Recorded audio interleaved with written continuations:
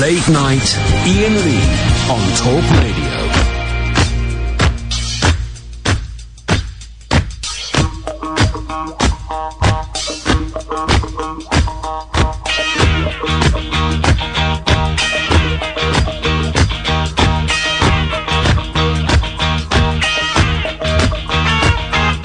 Many years since I was here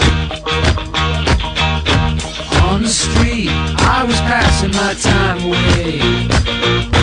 To the left and to the right, buildings towering to the sky. It's out of sight in the dead of night. Here I am again in this city with a fistful of dollars, and baby, you better believe I'm back in the New York groove. I'm back in the New York groove.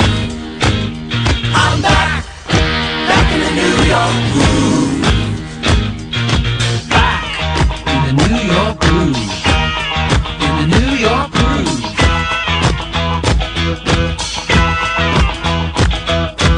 In the back of my Cadillac, a wicked lady sitting by my side saying, where are we? Stop at 3043, exit to the night. It's gonna be ecstasy. This place was meant for me. Feels so good tonight. Who cares about tomorrow? So baby, you better believe I'm back in the New York groove. I'm back in the New York groove. I'm back in the New York groove. Back in the New York groove. In the New York groove. I'm back in the New York groove. I'm back in the New York groove. I'm back in the New York groove. I'm back in the Man, what a song, man. I'm back. Kath, I just met Ross Ballard on James Wales' show. I noticed. I'm back in the New York. Genuinely. Oh, man. Back in the New York. And what a nice man. What a nice man. You hear so many bad stories about these rock and roll stars, but he was a very, very nice man. I'm back. We'll see if he will come on the show at some point. We'll give it a month or so, a couple of months. We'll get him in and we'll have a longer chat with him. What a nice guy. Good evening, dear listener. Late Night Alternative. I'm Iain Lee. Who are you? I'm Catherine Boyle. Amy is on the telephones. We were off last night. We are in tonight. We are in tomorrow night. 0344 499 1000. Now, when did the first Surviving R. Kelly come out? This time last year we were talking... No! Yeah. It was do you remember? a year! We spoke to producer Tamara Simmons. I was going to say 6 months ago. It was a year. January. We know loads of you watched the first season, because we had Tamara on, the producer, and Kath and I'm obsessed with it. I think downplays the seriousness of it. It makes it sound like you're watching, you're watching a box set. It was a horrendous documentary series talking about R. Kelly, the singer, and his abuse of young women and girls. Right.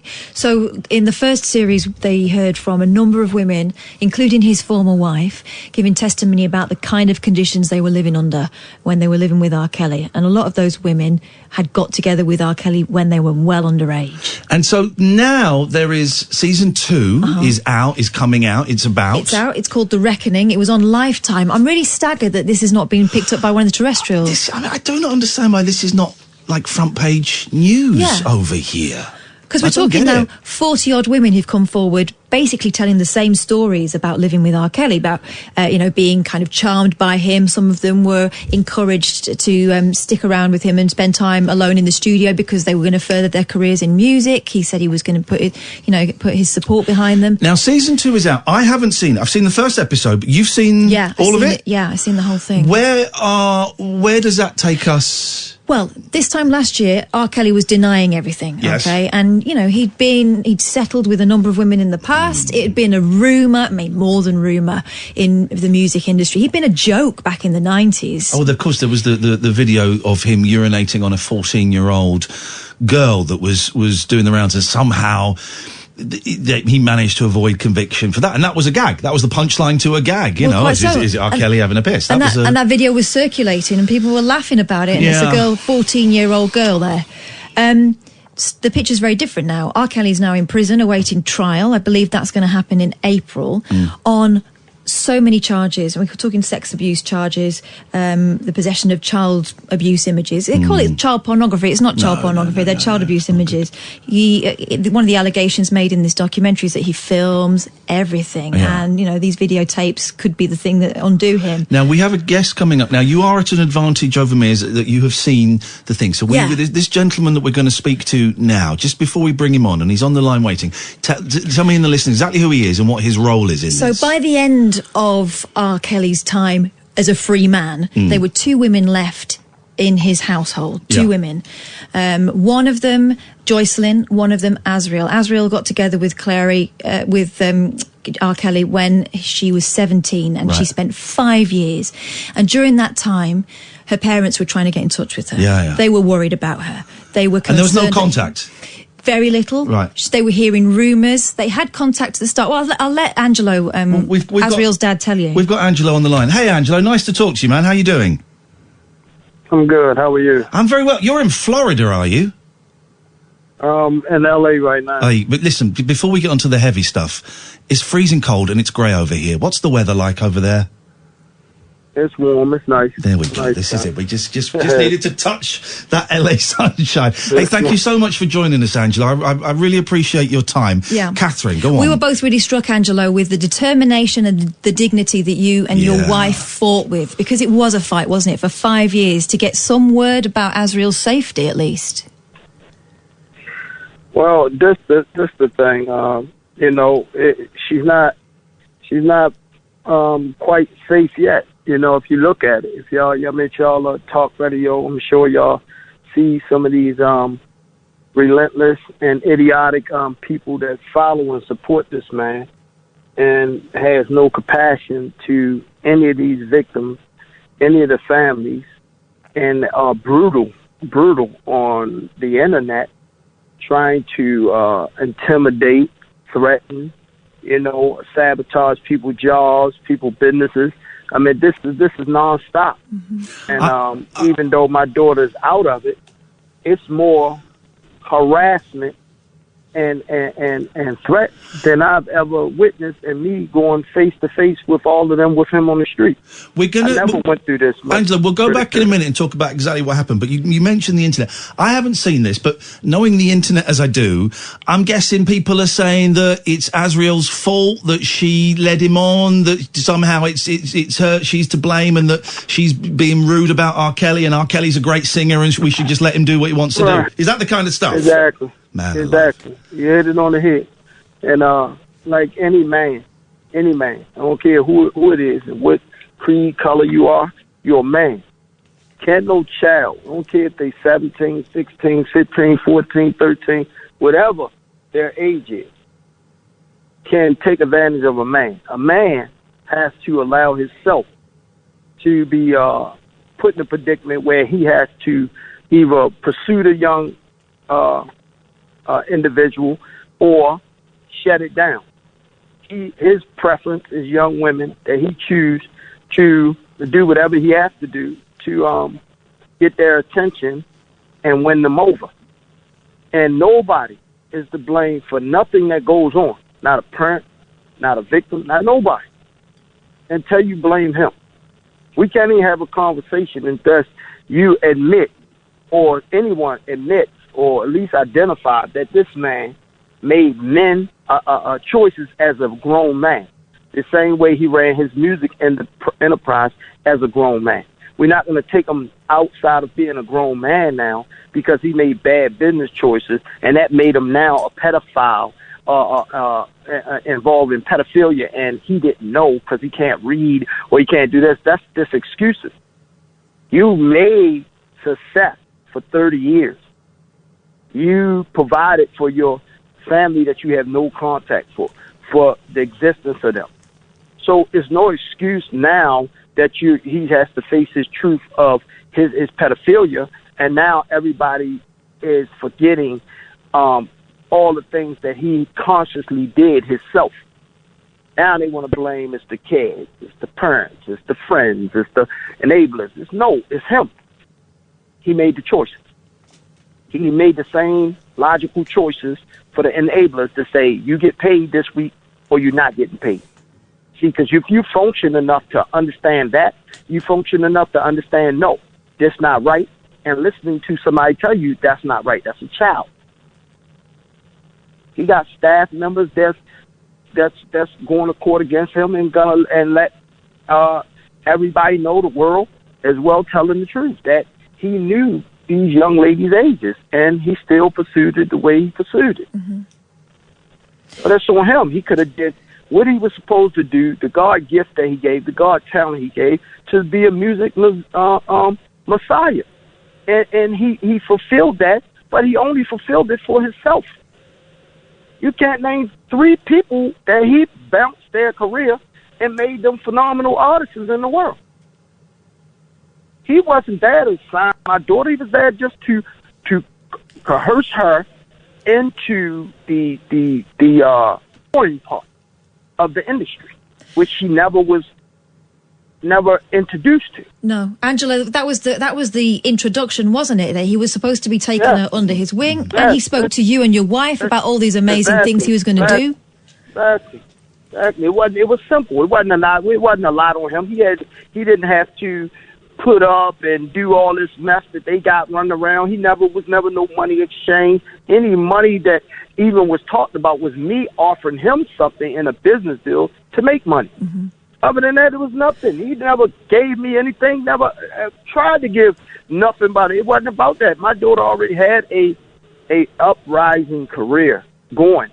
We just needed some credibility, people around. If we could have got a collaborated song or her to understand where she needed to go for the touring part, that's how easy this could have been. He saw my daughter not as the talent that she has. He saw her as another one of his victims. And he had to have her. She was young. She met his demand, and that's what he saw. So he told us anything that we needed to hear with manipulation of my child. And that's how they finagled me and my wife for the first 8 to 10 months. But by then she was 18. So once she turned 18, that was it. She didn't need to put up the persona anymore. It was this, cut them off, let's move forward. And now, you got so many people that misconstruing my daughter's story because nobody knew my daughter got out. Nobody knew. We had my daughter since November. Nobody knew. Here's the thing, Angelo. We believe you. And we believe Azriel. Anyone that questions, that is throwing muck at that kind of thing is out. We believe you totally, and that's why we've got you here. How is Azriel now? Azriel is good, man. Yeah. Azriel got a lot of good things, and I'm quite sure some of y'all major networks are waiting for the opportunity to get there and see some of the great things that she has coming up. Azriel is reconnecting with all her family. She misses all her nieces and nephews, which she has 7 of them. And, they're the things that she didn't have. She's saying them as babies. Now they big, and she, it's overwhelming for her, and for her to deal with the mental part of understanding that this man really lied to her. It's frustrating. And does she, and I don't want to go into the sordid details of what happened, but does she sees that now? She recognizes that she was manipulated and controlled and lied to? All the way. Good. All the way. And she recognized it off of being able to watch Surviving R. Kelly. Right. At the end. I think what hit her was the second part of it when she saw a young queen that was a little younger than me, her parents, and she told the same exact story verbatim that he was telling her. Right. And that was over 26 years ago. So my daughter had to sit there and say, now how could this woman say the same exact thing that he told me, and this was 20-something years before she was even born. At the end of that part 2, it was left that with you telling the audience that she was home, but she was still supporting R. Kelly in her way. She was still supporting him. That's changed, right? Because at that point, she didn't see the surviving R. Kelly. Mm-hmm. She still haven't seen them. Right. It took a while. It took months. My daughter didn't come home and just, hey, she jumped back to Israel. It took months. It took a lot of professional situations for her to be able to understand what she'd been through. And then she had to realize that she was a true victim. She thought she wasn't. And then when she saw it, she talked about it. And that's what she's gonna announce to the world. She's gonna let the world know step by step. Everybody's gonna be able to see it. Everybody. So those video clips that you saw, and they were some of the only times you saw your daughter during that 5-year period when she was estranged, where she's talking about how you sold her, she's fine, she doesn't know what all the fuss is about. She believed that back then? Yes, she believed everything he said. It must have broken your heart when she said she wasn't interested in music anymore. I think what the part that broke my heart was that he infiltrated a bond that was so sacred between me and my daughter and our families, that he wiggled a way in to make her believe he could love her more than any of us could ever love her. And I think out of everything, that hurt me the most. She just looked at your parents supposed to love you, but that's it. But your parents never stop being in love with their children. See, it's nothing when a child do something great to their parents and their parents bear witness of it. It's phenomenal. It's one of the best things they ever saw compared to any superstar. And they could be on lower league baseball, pee-wee basketball, pee-wee baseball, whatever. It's phenomenal because that's your creation. That's your bloodline. So to see somebody strip that emotion, that love, and disconnect it, I think that was more traumatic than anything I had to face. Can I ask? We've seen you on the Surviving R. Kelly show, which everyone we'll find links and put it out. It's incredible. We watched a couple of interviews, or one interview that you and Azriel's mum did. We watched that before the show tonight. How you speak with such dignity, and you are so calm. How do you manage to do that, Angelo? Because I'm a dad, but I'm a dad of boys, young boys. But yeah, you got it. But how do you how are you so dignified and so calm in the face of something so upsetting? Because that's why I come from a different walk of life. That I was faced with so many challenges in my life, it was unreal. That's first and foremost. Secondly, I think when I got put in this situation, this was something that was totally unbelievable in their disbelief. And I thought it would not, and ever happen to me. So as you start learning, you could do two things. You could act off anger and react and take yourself out of the whole situation where you're facing life in prison for doing something that was so right to so many fathers, but could be so wrong to your family to bear that burden for the rest of their life, with you being behind a prison cell and your daughter still not speak to you. So I had to change my angry approach that y'all didn't get to see. A lot of things that people don't know how many times I've been back and forward to Chicago, flying all around the world, just to let my daughter know, no matter what you think he's telling you is good, at the end of the day, he's going to have to prove it, because I'm going to always show you that we right here. So anywhere they traveled and I found out, I jumped on a plane and went there. I didn't snatch her up and this and that because she was grown. But I knew in my heart that if I showed her I'm everywhere, then something has to be wrong with what he's telling her. And all I needed to do was keep putting the truth in front of her so that she could see it.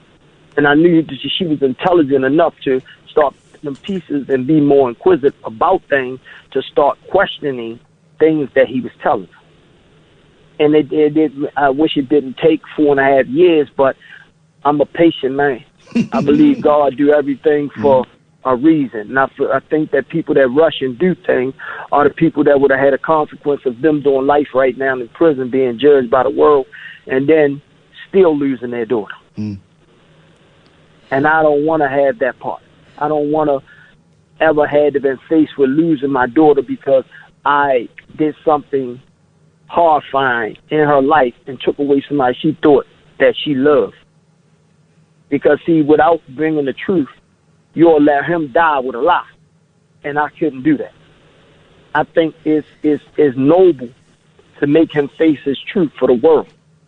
Because at the end of the day, he owed the world, his fans, he owed the victims, he owed these parents, he owed everybody for the last 30 years of taking advantage of people and destroying people's lives and humiliating parents and all these bogus and fictitious things that he put out about people. You know, I'm dealing with things that from our company Ting Truth, where you got these idiotic adults, and they like 50 and 60 that campaign online, and they run to the Better Bureau and putting in all these fake complaints. And this is how idiotic they are. With a complaint comes back to the owner, and the owner has to show them that they did business with them. I've done no business with any of them. So, but this is the time-consuming thing that they do. I have one YouTuber who attacks me viciously and my daughter with no kind of respect, and he went and put a police report out on me saying I threatened his life. Like, are these people crazy? I don't even know you. You're attacking me. I don't know you. This is, Angelo, I'm afraid, this is where we are in 2020 in America and over here as well. You know, the victims of sexual abuse, and they're often attacked. And I'm scratching my head to wonder what's going on. You know, and because R. Kelly, never my cup of tea musically, but because he is such a huge star, and you're right, he has a huge, huge talent, there are people that will cling on to his celebrity. They don't want to be wrong. They don't want to believe that their heroes might have done something horrendous, even though there's 30, 40, 50 young women all saying the same story, all sharing the same details. They do not want to believe that their hero's done wrong. So it must be your daughter's fault. It must be the women's fault. The sad part about that is that we're the only race that does this. This is a black race that's doing it to another black race. Really? Because we idolize someone's talent, someone's ability, over the fact that what we value right and wrong. Until it becomes their child. Until it becomes their niece. Until it becomes their granddaughter. See, my company that I built was Ting Truth, and it's based off of this situation with my daughter. But it also allowed me to see so many young women that have been taken advantage of, that have been victims, not just by celebrities, by teachers, by all types of authority figures, as well as family members in their home, and they never had an outlet to talk about it because the ridicule within the black communities are turn the other cheek, or we not going to speak on it. Oh, and then in defense, the family going to say, oh, she wanted it. Look at her. She walking around in shorts and this and that. Well, okay, I'm born and raised in Baltimore, but when I moved to Florida, I noticed that I can go to the store in Baltimore, to the Walmart, and people are going to be fully clothed, sweatsuits, maybe a little tight, maybe a little loose. But I can go to Walmart in here in Florida, and you're going to see women with bathing suits on walking through the Walmart. And there's nothing wrong with that. Because that's the environment you live in, and that's what some people accustomed to, and there's some of their backgrounds that they come from. I find it amazing that in 2020 we're still getting the line, well, the woman was dressed in a short skirt and tight top. What was she wearing? The emphasis being on the woman needs to take responsibility for what she's putting out, rather than the man take responsibility for his actions. He's not an animal. Exactly. So you're telling me that every woman that works out, she should shower in the gym, put on the biggest and baggiest clothes she could find just to walk out? It makes no sense. Angelo, you have to control yourself as a man, as an adult. And that goes both ways, both sexes, for females that attract the young boys as well as males that attract the young girls. It's a sickness. And if we don't start identifying this worldwide, not just U.S., worldwide, then it's going to constantly continue. And to me, that's where I think these young ladies in the new era, with the new internet and able to see things, why it's so easy for these young kids to start committing suicide at a rapid rate that they're doing, because they don't have nobody to talk to. Right. They can't go in there and tell their mother that their boyfriend just raped the hell out of them, because the mother going to get mad at her. Go on, Kath, you wanted to say something. Go on. I was going to say to you, something that struck me about that documentary, certainly the second part of it, was when they were talking about how R. Kelly and his brothers reckoned that they had been abused by a neighbour, and the neighbourhood had been left to sort it out. The police kind of turned up, but then they turned their backs and let the neighbourhood men beat up the guy who had interfered with the boys. Do you think that things have changed? The police get more involved now? Or do you think that when they see that it's black people involved, they still believe that we'll turn our backs, let them sort themselves out? But the thing is, then nothing changes long term, does it? It's the same thing. It's the same thing. You hit it on the head. I mean, it's the black communities. Like, what the problem is, and what in defense of speaking on people that has a pedophilia history that he has, nobody want to talk about they failed to get them help. It's no help from any government assistance or any government program worldwide that offers help in urban communities. Why do you think urban communities have the highest rates in murder, highest rates in robbery, highest rates in rapes and sexual assault and this and that? Because it's no therapy. There's no one telling you right and wrong unless you get found guilty. You get found guilty, then yes, you had to do it. But that's not the factor. The factor is, if you lived in a certain area, geographic area, and something happened, they shut a whole school down. A whole school down.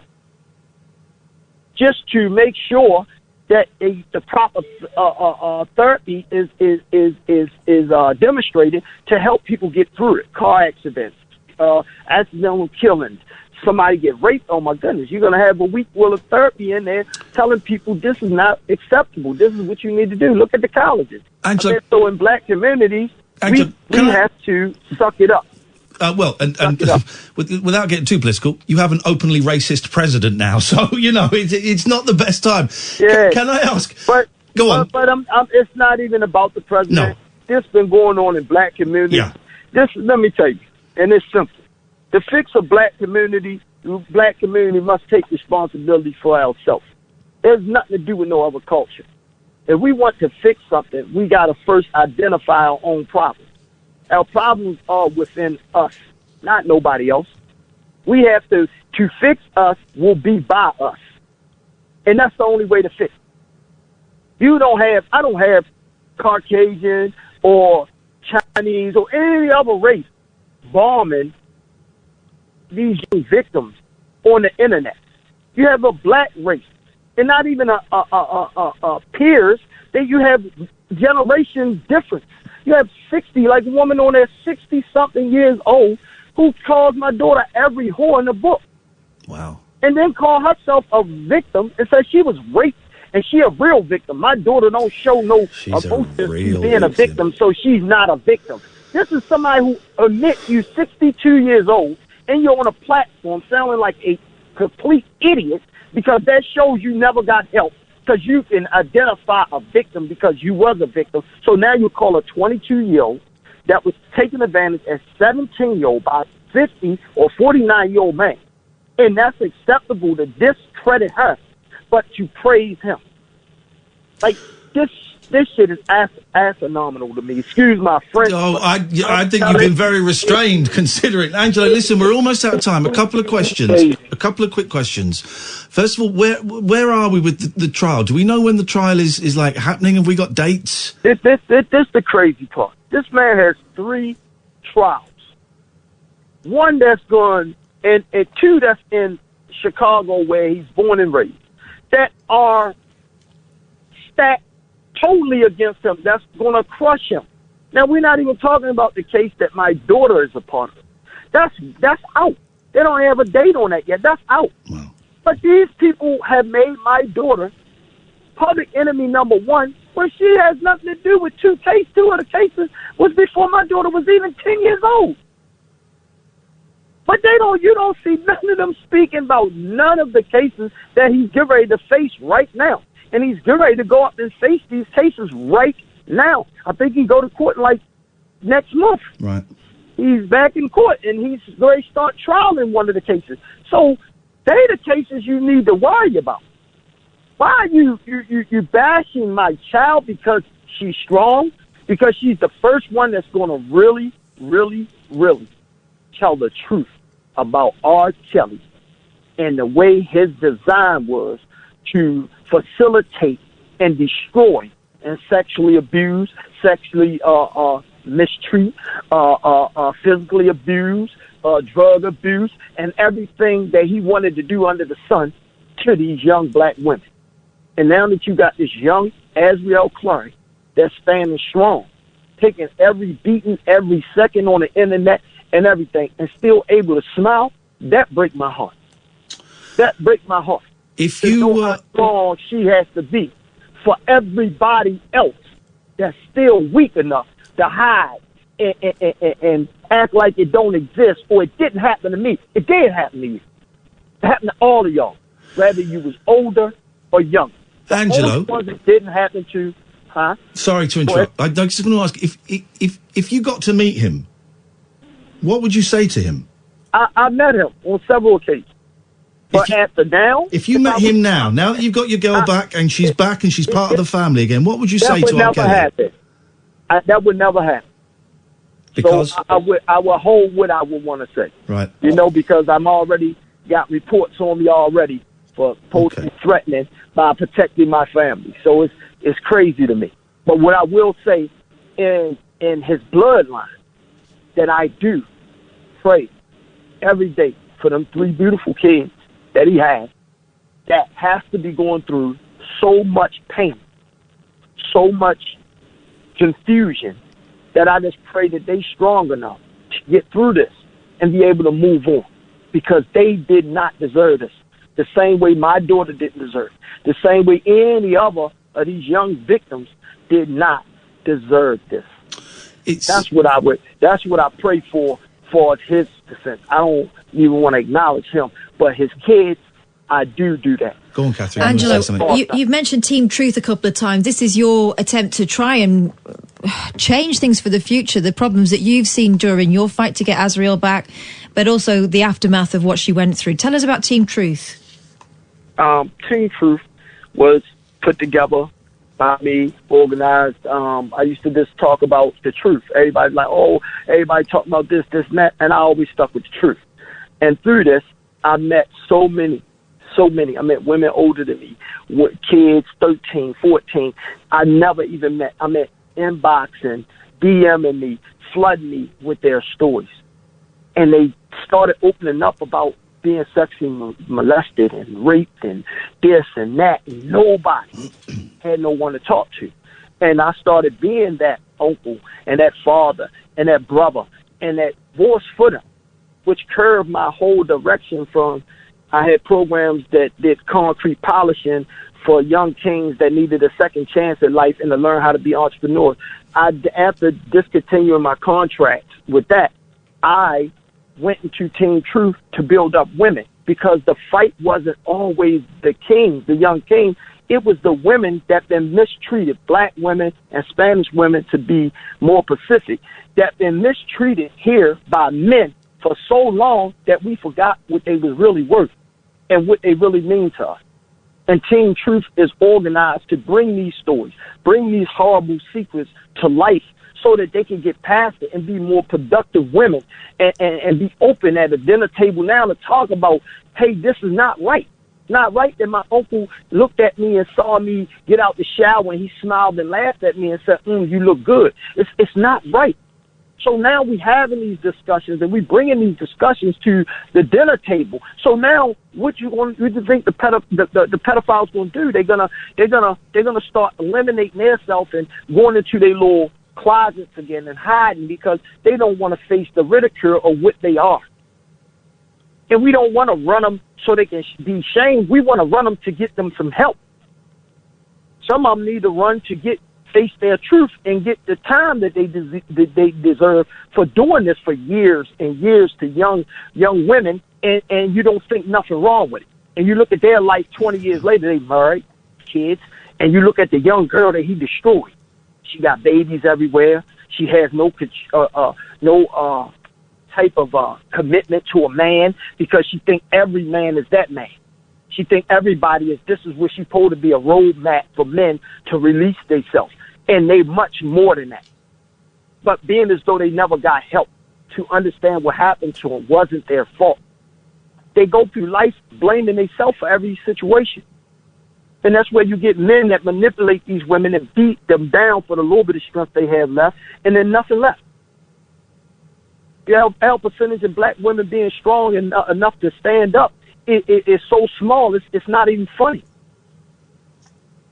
But Team Truth is a group that builds back up black women, Spanish women, and any other women that ever been through this, regardless of your race, regardless of your background. We for building any women back up to make them stronger. Because I think in the world, if we build strong women across the board, you're going to start developing strong men again. Angelo, thank you so much for your time. You're an inspiration. You're a real inspiration as a dad, as a man.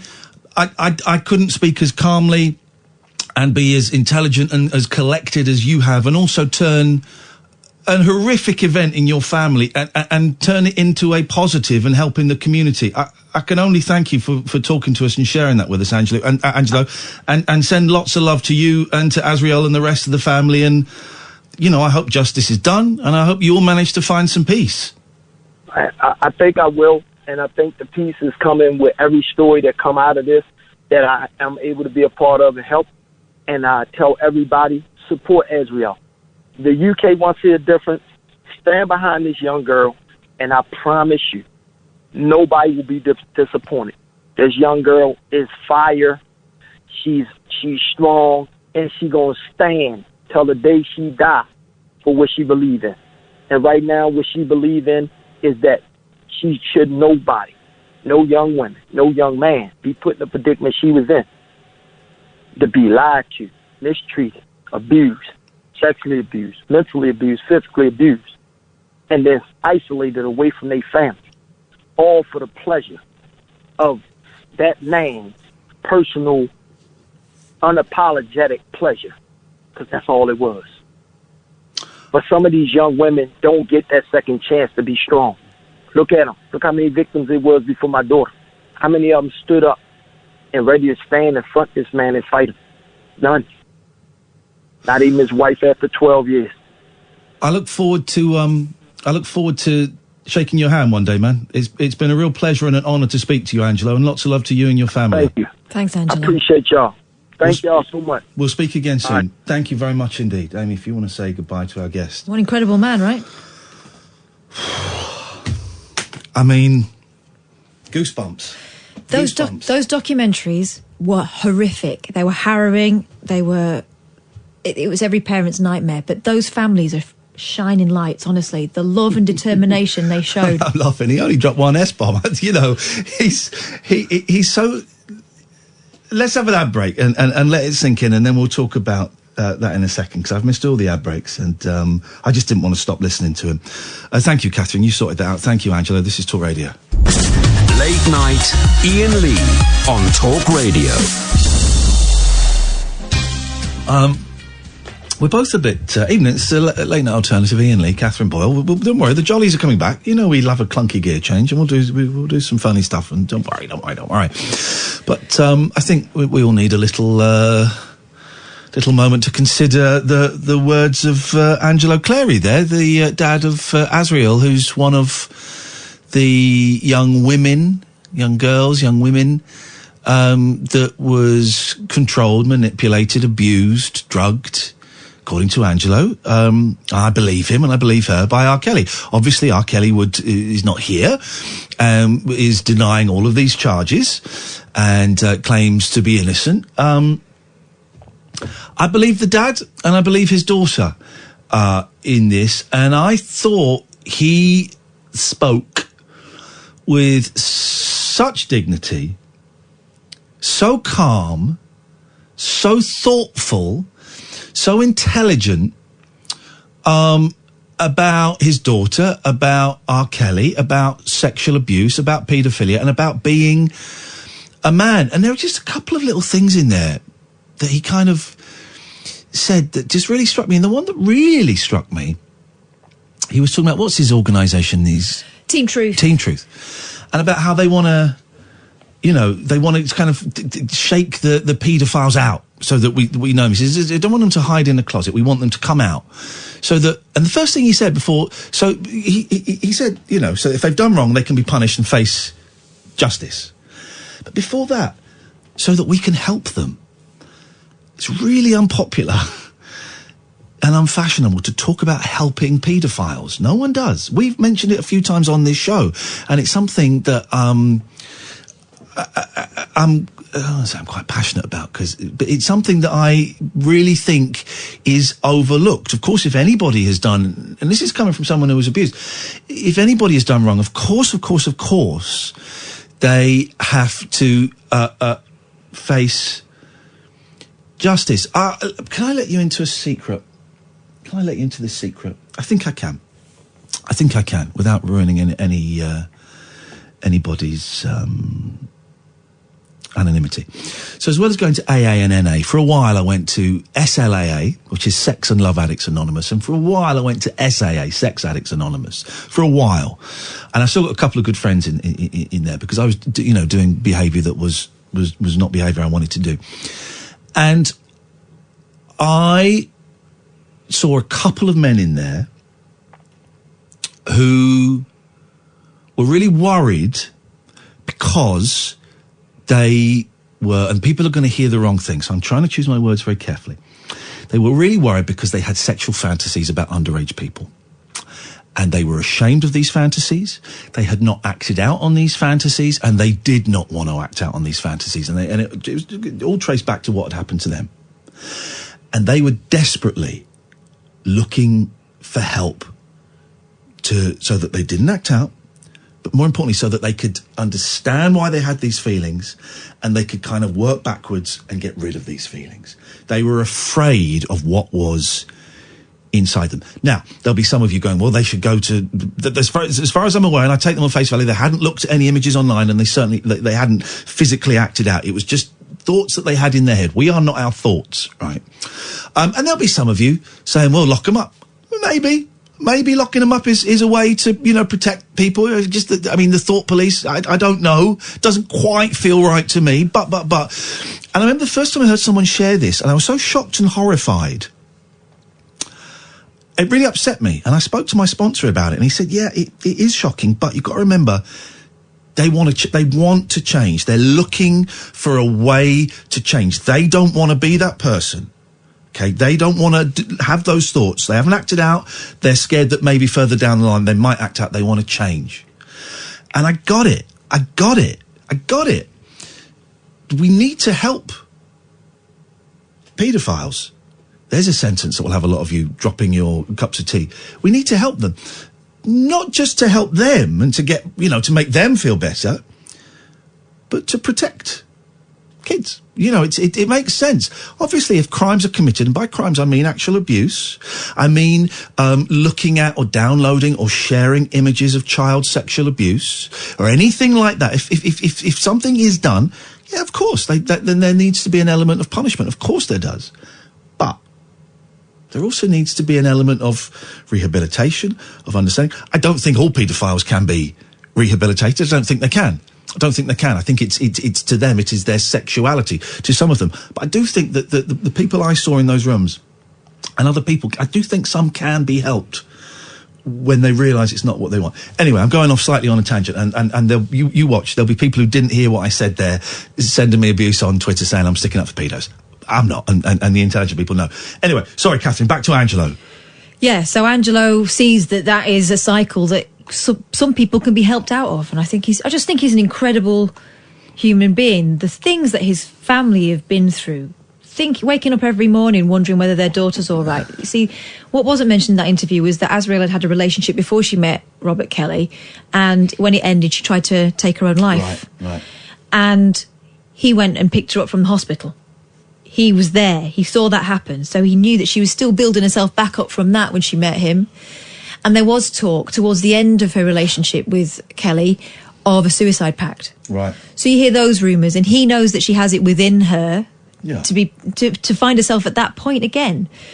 There were mornings when that family woke up not knowing whether they'd ever see their kid again. And yet, he made sure, in whatever way he could, that she knew he was near. He said I went all over the world to see her.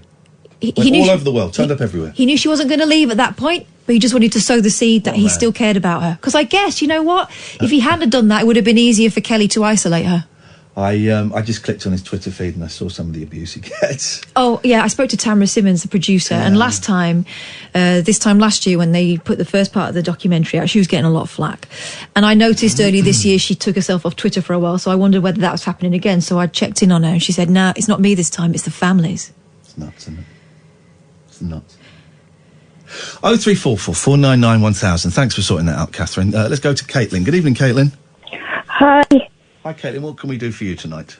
The reason I'm calling in is because I was victim of that type of abuse.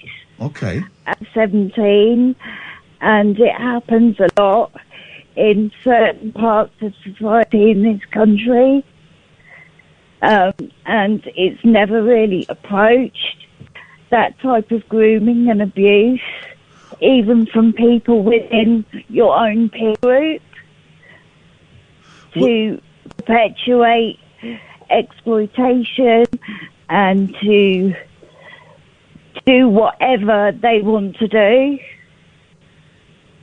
When you say within the types of society, what did you mean by that? Well, it's really hard to explain, but I don't want to say that it's just people on benefits and people like that, but there's pockets of society that are excluded from society, and they have their own rules and their own standards of what's acceptable, and it's quite acceptable to share women among friend groups or sell their girlfriends on the internet or use them in that way, and it's normal to certain parts of society. Did this? I don't want to ask. If I ask anything you don't want to answer, tell me to jog on. But did this? Was this a while ago, Caitlin? Yeah, when I was 17, now 47. Okay, yeah. We're the same age, Caitlin, and my, doesn't 17 seem like a lifetime ago? Yeah. Doesn't it? How long did it go on for? 20 years. How long, sorry? 20 years. Wow. I actually ended up marrying my abuser.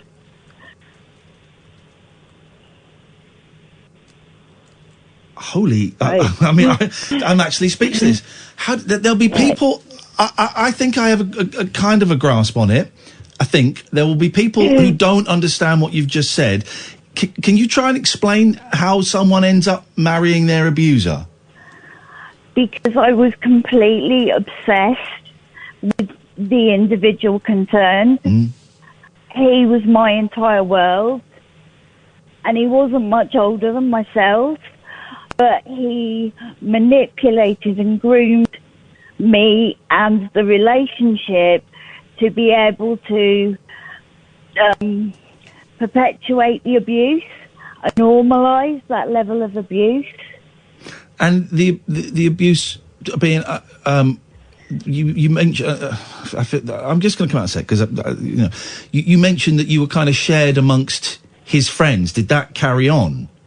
Well, not amongst his friends as much after we left school, but selling and using me on the internet for his own gratification. Okay. And giving me to other men for his own gratification happened until the very end.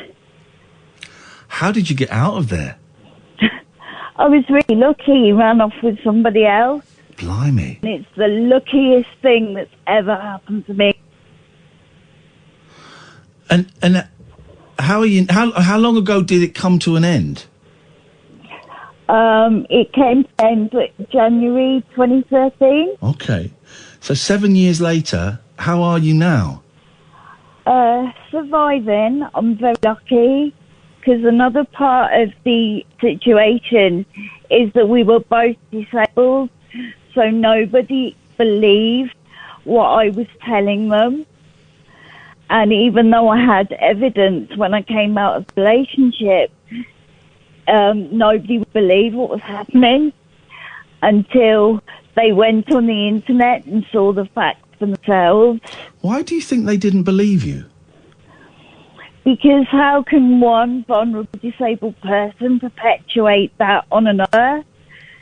And it's very similar as to the black on black situation, I can imagine. Because it's like, how can you do that to somebody that's like you? To somebody that grew up your life experiences as well? Caitlin, I really appreciate your call. You've given us so much to think about, and I really appreciate you sharing your story with us, and I hope we get to speak again soon. Thank you. Thank you, Caitlin. I mean that. Thank you. Gosh. I'm speechless this hour. I'm speechless. That was incredible, Caitlin. Thank you so much for that. There were so many moments in that I just didn't know what to say. No. Every revelation was even more shocking than the last. Here's the thing. It's happening everywhere. Yeah. It's happening in your street. It's happening in your street. It's happening in your tower block. It's happening in your estate. It's happening everywhere. There'll be someone listening to this tonight for whom there'll be some recognition because it creeps up. It doesn't start out that way. It creeps up. We'll get the news. Martin, stay there. We'll come to you next. This has been somehow. We can carry on talking about this. We can also do silliness. I've got some.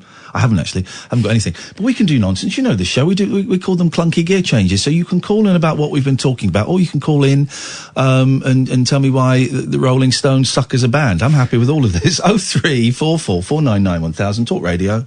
Late night, Iain Lee on Talk Radio.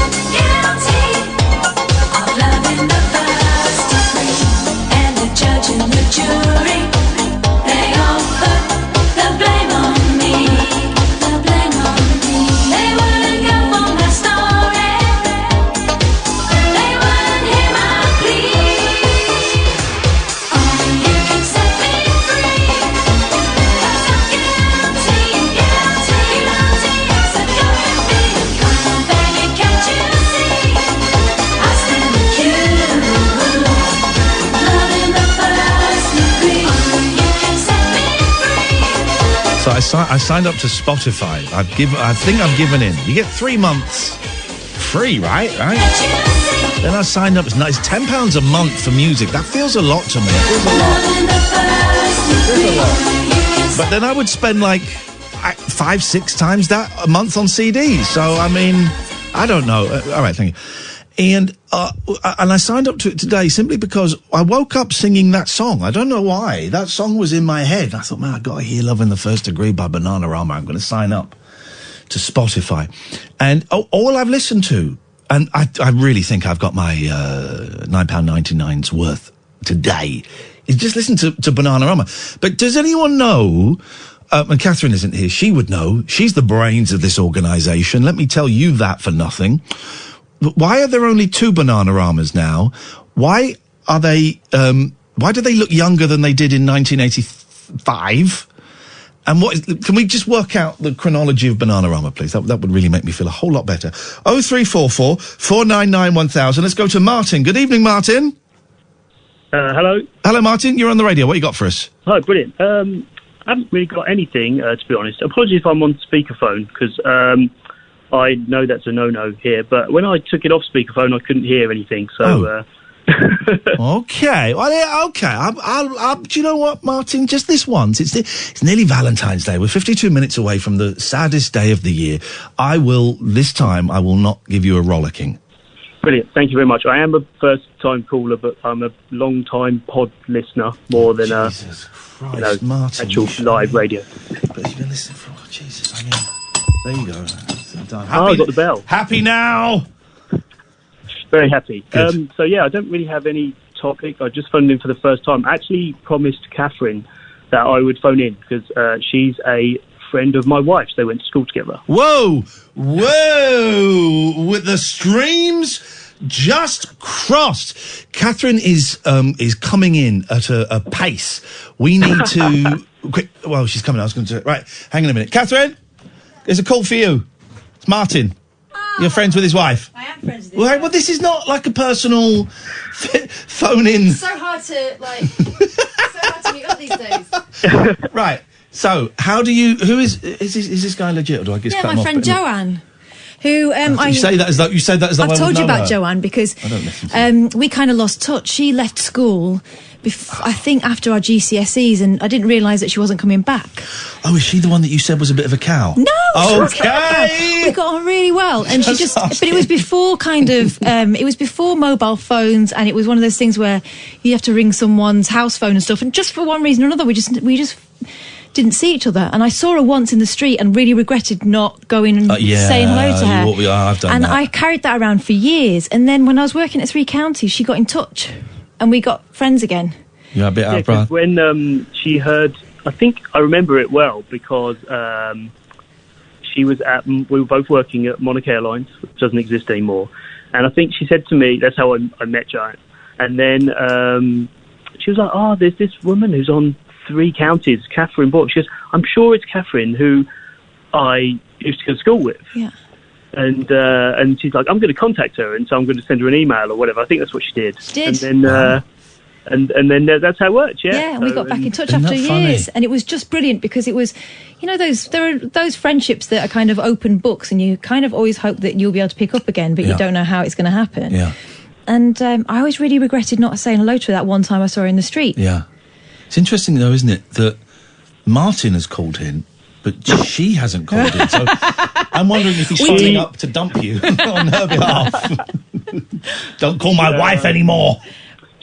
I am I say I'm a big fan of the show. What happens is I enjoy the show a lot.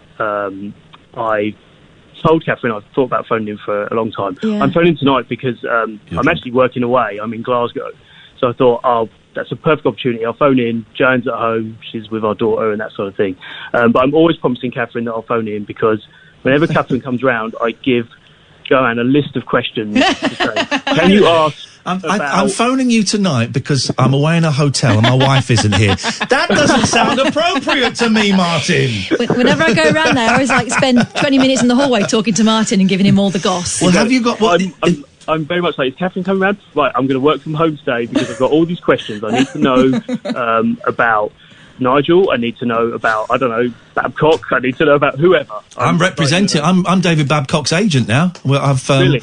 got a great deal. I'm representing, and I meant to say this. I meant to talk to Angelo, see if he might be interested. I've got David Babcock has been signed up to ILA, Iain Lee Artists. All right. And I've got a great deal. I get 25%. He is open for weddings, for wakes. I think he'd be great for wakes. Oh, gosh, yeah. Because you could talk to the person you just buried. Not children's parties.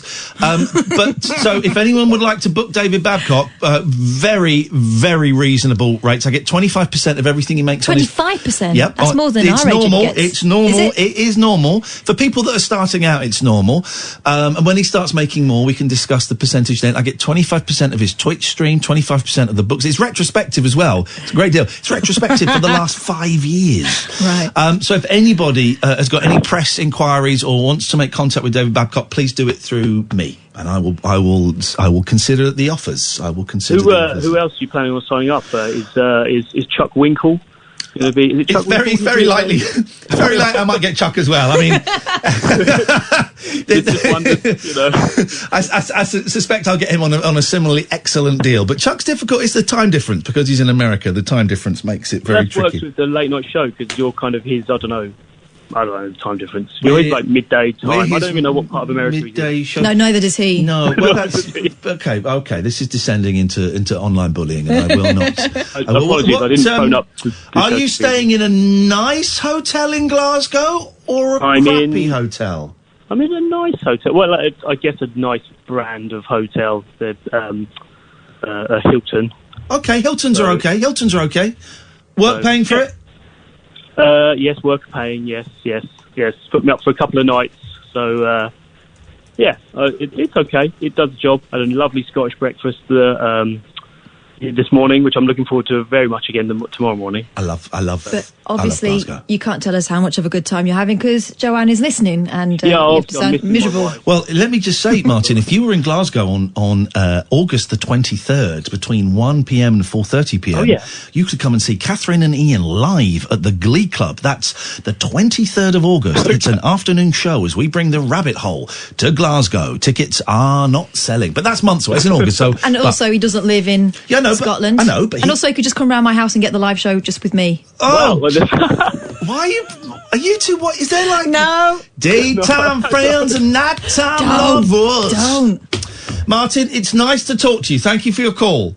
You too. Take care. Enjoy Glasgow. I love Glasgow. It's such a nice place. It's a shame that Limmy lives there because he's a shit. 0344 499 1000 is the telephone number if you want to give us a call. Let's do some of the dates. We got 8th of March, Cardiff. At the Glee Club. We've sold about 60 tickets now. That's going well. That'll be all right. Be good to sell a couple more if we could. The 8th of March. Always, we stick around afterwards if you want to have a little picture done, a little chat. It's an afternoon show, 4:30, so we'll stick around for a little while and we'll have some merch and stuff like that. Then on the 26th of April, we're at the Glee Club in Birmingham. That's selling really well. Then we've got Bath. We're back at Bath in May. We've worked this out nicely. It's like one a month. So we've got a few weeks between each one. It's nice. Yeah. This is a nice leisurely tour. Brighton, 14th of June. Manchester, 19th of July. And then Glasgow, 23rd of August. And then we've got Luton. Luton is coming at some point. IainLee.com/event. And I might do, next week I'll do a little mail out. If you go on to IainLee.com, then you can click a button and it adds your email address. And I'll do a little mail out and I will, we'll do something like that. And maybe, not next week, the week after, we'll give away a pair of tickets to a venue of your choice. We'll do that, yeah. Quick break, and then we'll talk nonsense. This is Talk Radio. Late night, Iain Lee on Talk Radio. You're listening to Talk Radio. I'm Catherine Boyle. Iain Lee has just stepped out for a second, but I believe we have Chuck Winkle on the line. Chuck.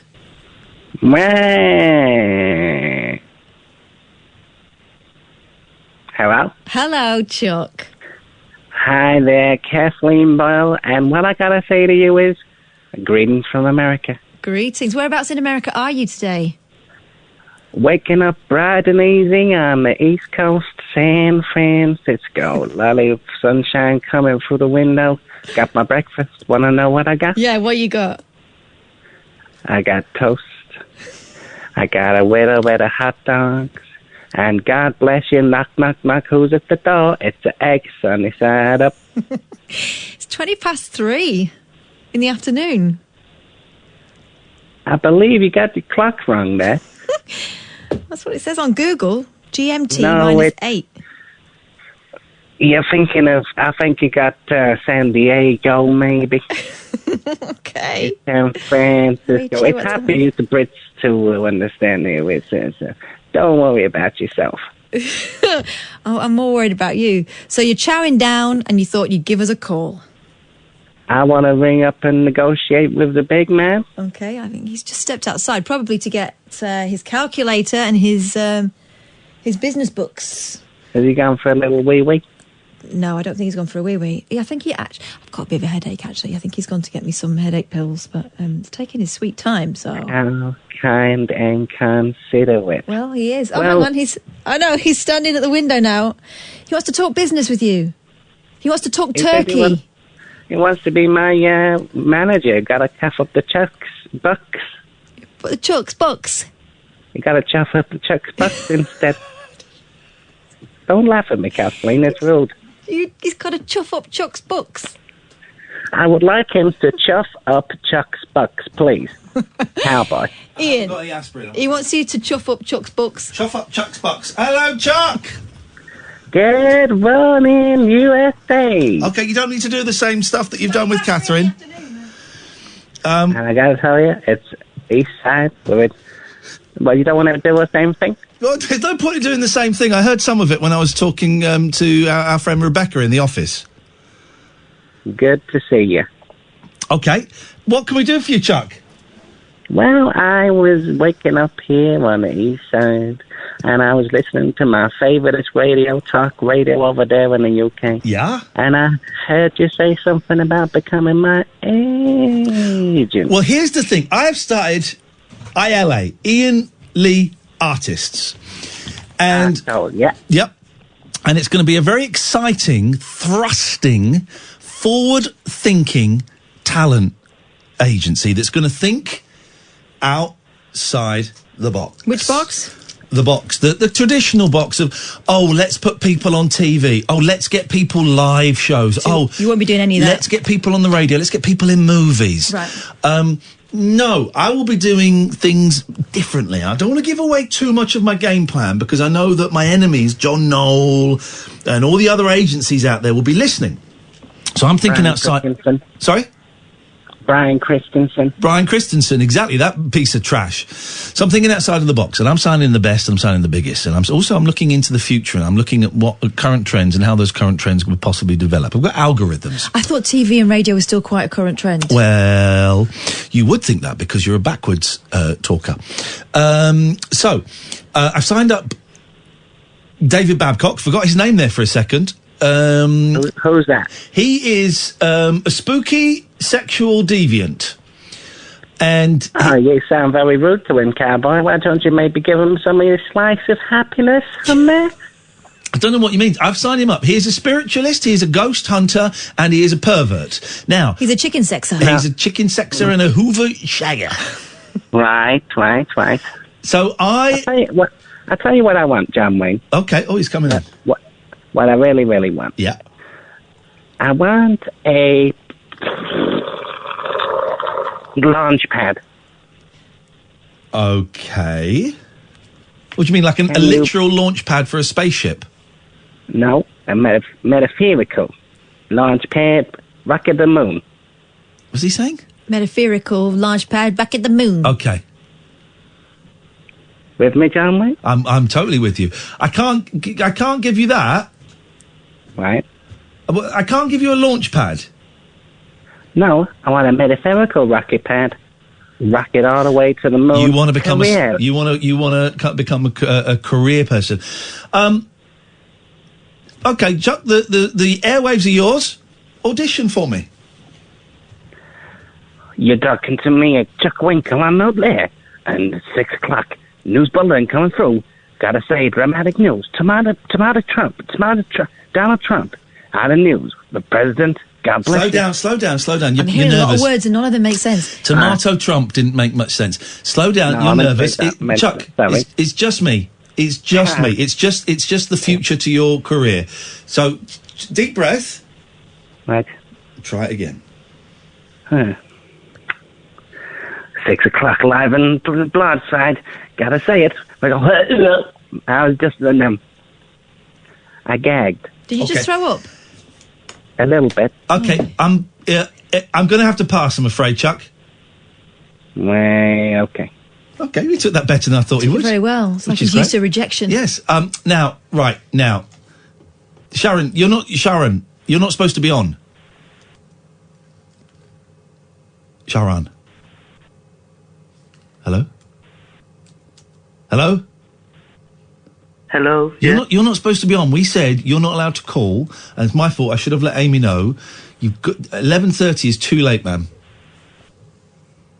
Well, I've got no school tomorrow, so that kind of doesn't count anymore. It kind of does count because it's my show and it's my rules.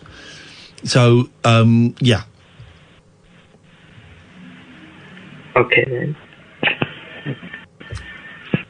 Took that well as well. Okay, right, fine. Well, Well, I don't know about that. it's my show, my rules. If you're wondering very young man, very young, and I think 11:30. I'm a dad, right? And I've got to be responsible. And I think 11:30 is too late for a young man of that age to be phoning up a man of this age. 03444991000 is the telephone number if you want to give us a call. If you want to audition for the agency, don't do it on Twitter, you losers. Do it on the phone. That's the thing. So there's a new radio station in town, which I'm interested in. I think it's flawed. I've told them what I think the flaws are. I was listening to the media show on Radio 4, which I quite like. I don't like the guy that hosts it. Sounds a little insincere to me. Amol Rajan. It's a little insincere. But I quite like the show. And they were talking about podcasts and stuff like that. And they had this guy on, whose name escapes me, talking about this new thing that started yesterday, I think. No, 2 days ago. Started 48 hours ago. Called Podcast Radio. I don't think it's a great name. I think there's a lot of things wrong with it. But I also think there's enough right with it. The things that are wrong with it. You've got a real problem with this, I can tell. If you take a podcast and put it on the radio, it becomes a radio programme, right? No. Yeah, the whole idea of a podcast is it's a downloadable, pay to listen or choose to listen thing. I think this is why I'm not signing you to ILA. Because Well, you're that's backwards. one of the reasons. As I said, you're a backwards talker. Yeah, I've already got representation. Okay. And how's that going for you? Super. Right? How many jobs have you had as a result of signing with this loser? Oh, so many. This Nick Cannon loser. How's that going? Let me just say... I kept this one because of Nick Cannon. Oh, okay.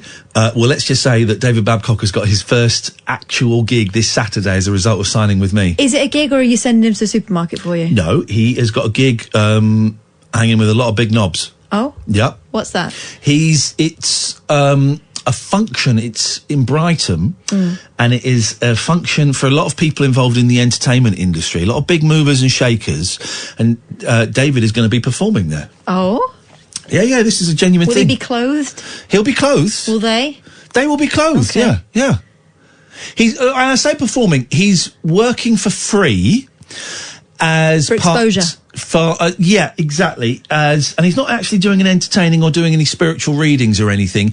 He's working as part. I've managed to get him in as part of the waiting team, the people that set the tables. Hospitality. Yeah, I managed to get him in on that. It's in Brighton. He lives up Are you north. getting paid? Sorry? Are you getting paid? I am not prepared to discuss that. But it would be silly for me to work for free, obviously. David won't be getting paid. Your time is important. He won't be getting paid. He's not actually allowed to speak to the people at the tables. But sometimes just the vibe, if you give off the vibe. And they wanted that vibe, did they? That kind of awkward.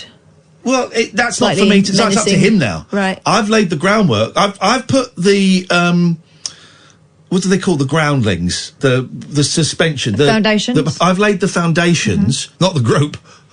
Chance be a fine thing. I think they're all dead. I don't know who the foundations are. Who are the foundations? Yeah, no.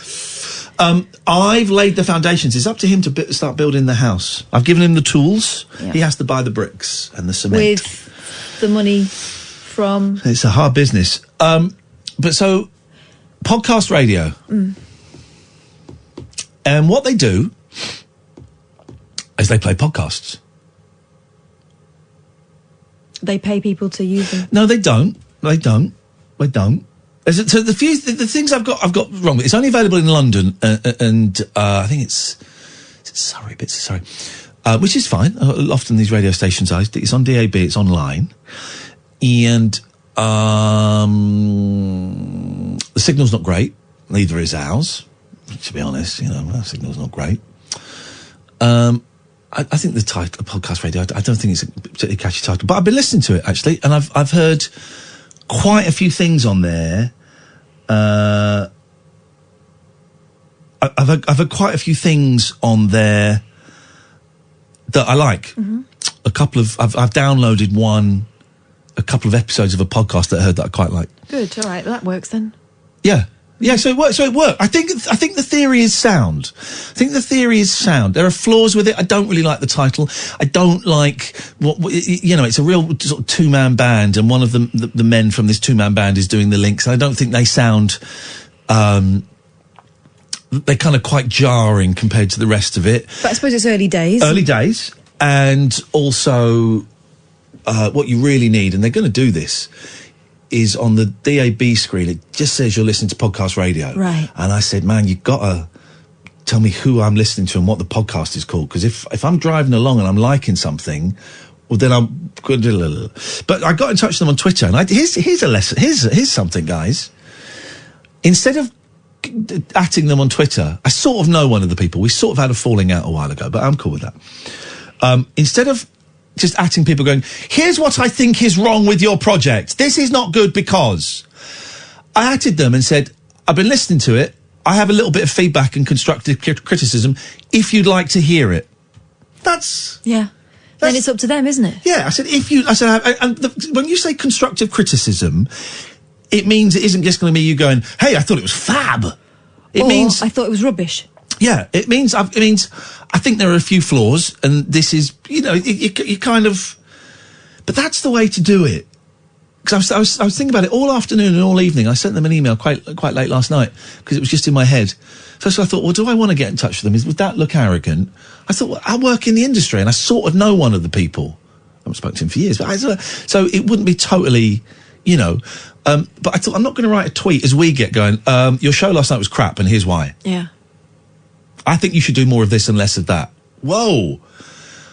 I've got some constructive criticism if you'd like to hear it.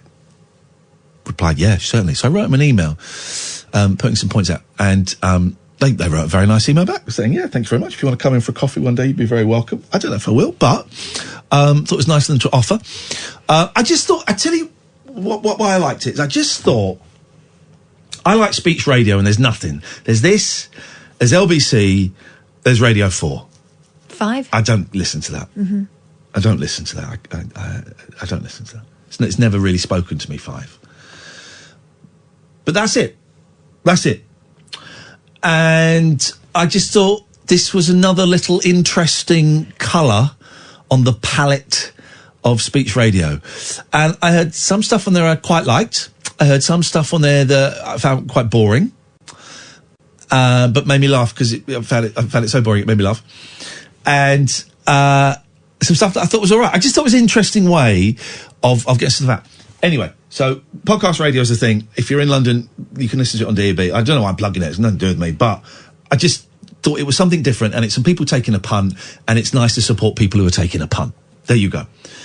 But I did hear a great bit on there tonight from a podcast called The Industry. Right, it's about Hollywood. Right. And it was about this American comedian, an actor called Jackie Gleason, who I've heard of because I think he's in the Smokey and the Bandit films. And he was like an old school comedian in the 40s and 50s and became a huge TV star. Like one of the first stars of TV with the Jackie Gleason show and the Honeymooners and things. And then he had a couple of things that kind of tanked. And then he went to Broadway and became a huge star on Broadway. And then in about 1959, 1960, he came back to TV, right? And he said, I can't be bothered doing a big variety show. I just want to do a game show. Do a game show. It'll be easy. A game show will be easy. So we did this this game show called You're in the Picture, right?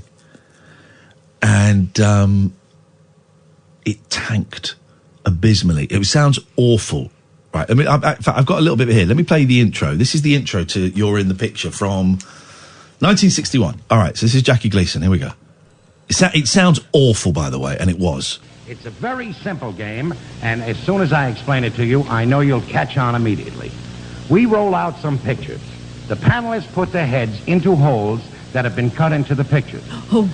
Now, they can't see what the picture is because we have a little collar under their chin. Sounds like Chuck Winkle. They try to guess what Does sound like Chuck Winkle. the content of the picture is or what they portray in the picture. Now, if they should guess a picture, we send 100 care packages in their name. If they should miss a picture, we send 100 care packages in my name.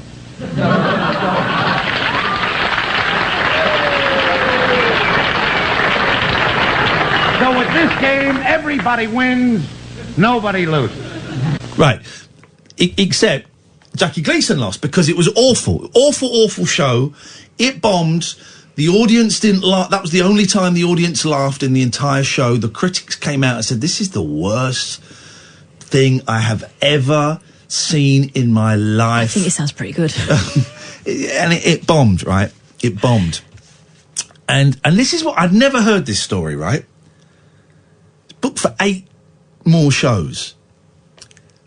And apparently Jackie Gleason went into, I think it was CBS, and said, well, we can't do it again. He said, well, Jackie, I'm afraid we're tied into it. We're gonna push through. And he went, nah, I'm not doing it. So the next week, right, the show starts and he's on a bare set. The whole set is gone. You can see all the wall and the background and all of that. The audience is there, and he's got a table and a chair and a fag and a cup of coffee, right? And this is what he does. This is incredible. Last week we did a show called You're in the Picture. That laid, without a doubt, the biggest bomb. And he's won the room. Isn't that incredible? They all thought they were going to have to sit through it, that's why. The show was awful. Comes out straight away. The show was crap last week.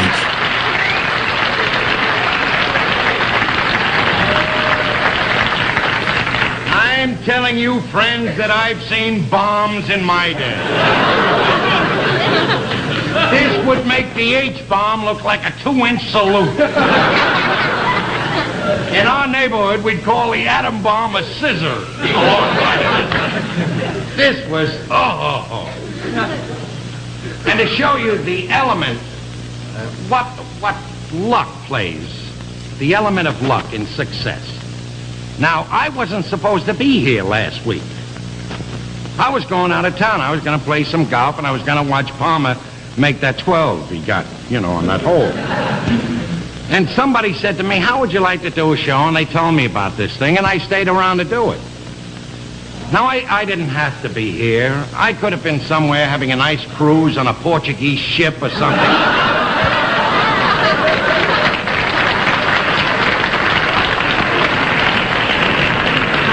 As a matter of fact, if I had been on that ship, I wouldn't be here tonight.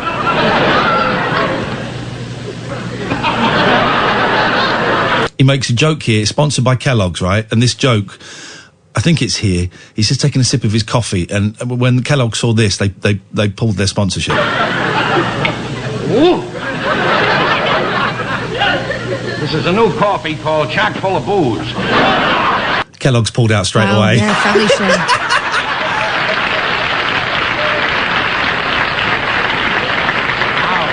He's just sat there puffing away.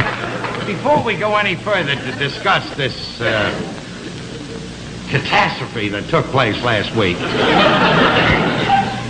and I'll get some dirtier words to explain it later, I would like to tell you that tonight our show is being brought to you by none other friends than L&M Filter Cigarettes. My choice for flavor. Now, unless you're smoking L&M's... There's Daddy Jason's advert. But listen, just So very he can't quickly. joke about booze, but he can push fags. He can push fags, the older. But listen to the applause from the audience when he says, show last week was Yeah. lousy. They love it. Because you can't imagine even now someone coming on the telly and going, what were we thinking last week? That was awful. They're so pleased to hear honesty. Last week we did a show called You're in the Picture. That laid, without a doubt, the biggest bomb. They love it. Because TV was still new then, right? So when would they have then, and even now, have seen such honesty? Such honesty! No one will ever admit to having a turkey. Remember when ITV did the nightly show that failed miserably, where it was like a topical sort of show and it was a different host each week, and it was Davina, and I think David Walliams did it, and maybe Gordon Ramsay and stuff. And ITV kept going, this is great. I know Kevin Ligo, who was responsible for the 11 o'clock show, it was kind of modelled on that. And they just kept going, listen, it's a brave experiment. No! Get one of the hosts to come out and go, geez, guys, well, I mean, what were we... This is just not working. And he sat there for 30 minutes, Jackie Gleason, and did the whole show, talking about last week's show, telling jokes and being funny.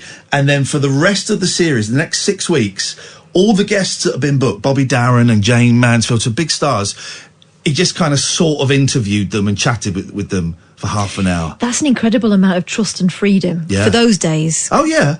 Oh, well, I bet he was an a-hole. I bet he kicked off. He was clearly a real powerful man. A big star, like the biggest star on TV at the time. So it's like Gervais owning up to something and saying, this is crap, let's do it differently. So why am I playing that? I'm playing that for several reasons. One, because I heard it on this podcast radio and I thought, I heard it there, I'm going to give it a plug. 2 days in and I found something that has got me, I've subscribed to that podcast now to hear some more stuff like that. Tells the story brilliantly. The Industry, it's called. But I think it's Dan Delgado or something. So I did it just to give that thing a little plug. And I did it because I was trying to think, well, where else is there honesty like that? Oh shit, it's us. It's us. It's us. We are and if I'm wrong, please let me know. And I'm not doing this to blow smoke up my own jacksie, but I'm having a little bit of a crisis of confidence at the moment. I'm getting stage fright doing this show for the first time ever. I'm getting really anxious before the show. Not quite getting the yips yet, but it's getting there. We're the only ones. And it was the applause from the audience for the honesty there. That was we laid the biggest bomb ever. Whoa, yeah! Well, here's the thing. Those people had gone there knowing that they might have to sit through a turkey, but because they liked Jackie Gleason. Yeah. And it just made me think, that's what the audience want, is they want the honesty of when you get things right, kind of, being proud of it, and when you get things wrong, put your hands up and go, we've dropped the ball there, I'm really sorry. He goes on to apologise later on in that. And say sorry for...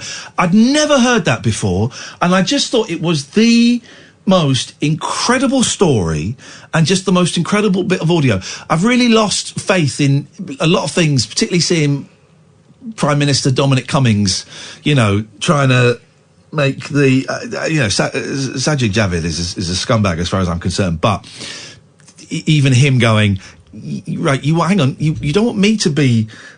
Chancellor, you want number 10 to be Chancellor, and I'm kind of like a figurehead. And I've got to get rid of all my people and get your team in, and I do what you say. Nah. We're in a really dangerous age, right? Where a man who has not been elected, an unelected official, who'd have thunk it? Who doesn't even pretend to be accountable. Doesn't even pretend, is trying to control everything. BBC is going to go because of him. Judicial system is going to change because of him, and now the finances of the country, the Treasury is going to change because of him. I just got really depressed, and then hearing that story about Jackie Gleason and the response from the audience when he sat down and told the truth, I thought, oh, do you know what? There is hope.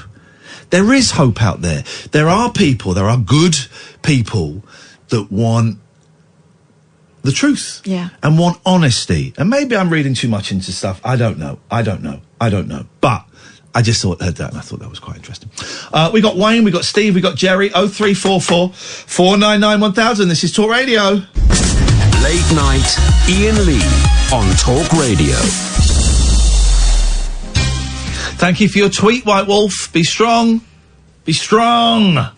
Thanks for that, and got my fingers crossed. Let's go to Mary. Good evening, Mary.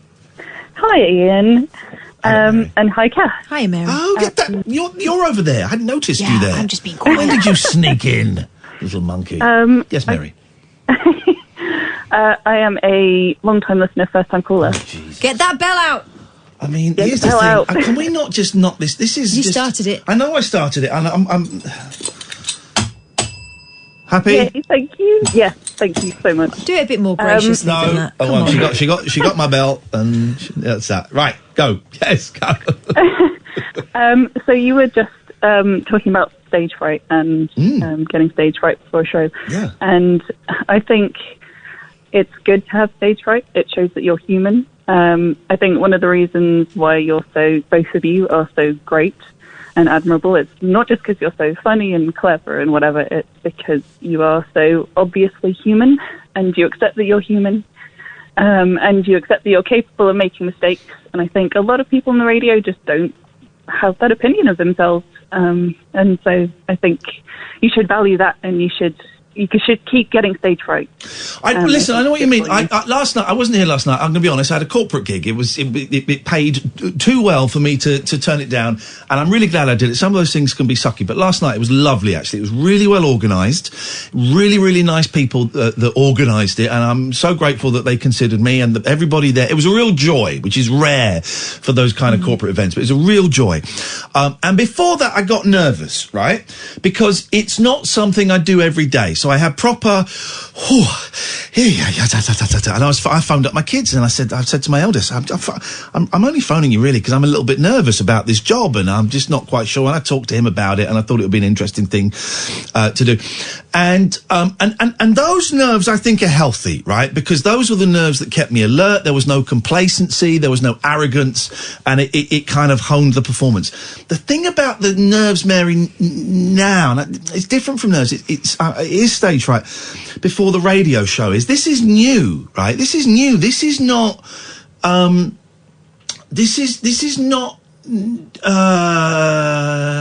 This is new. This is somewhere in my head. The wiring has gone ever so slightly wrong, and something that I should be supremely confident and proud of, and have been. And then all it is hanging out with my best mate, and you know we're up for 2 awards next month. I mean, I'm probably not going to go, but you know we're up for 2 awards, and everything is going great, and it looks like we might be getting another year, and all of this stuff.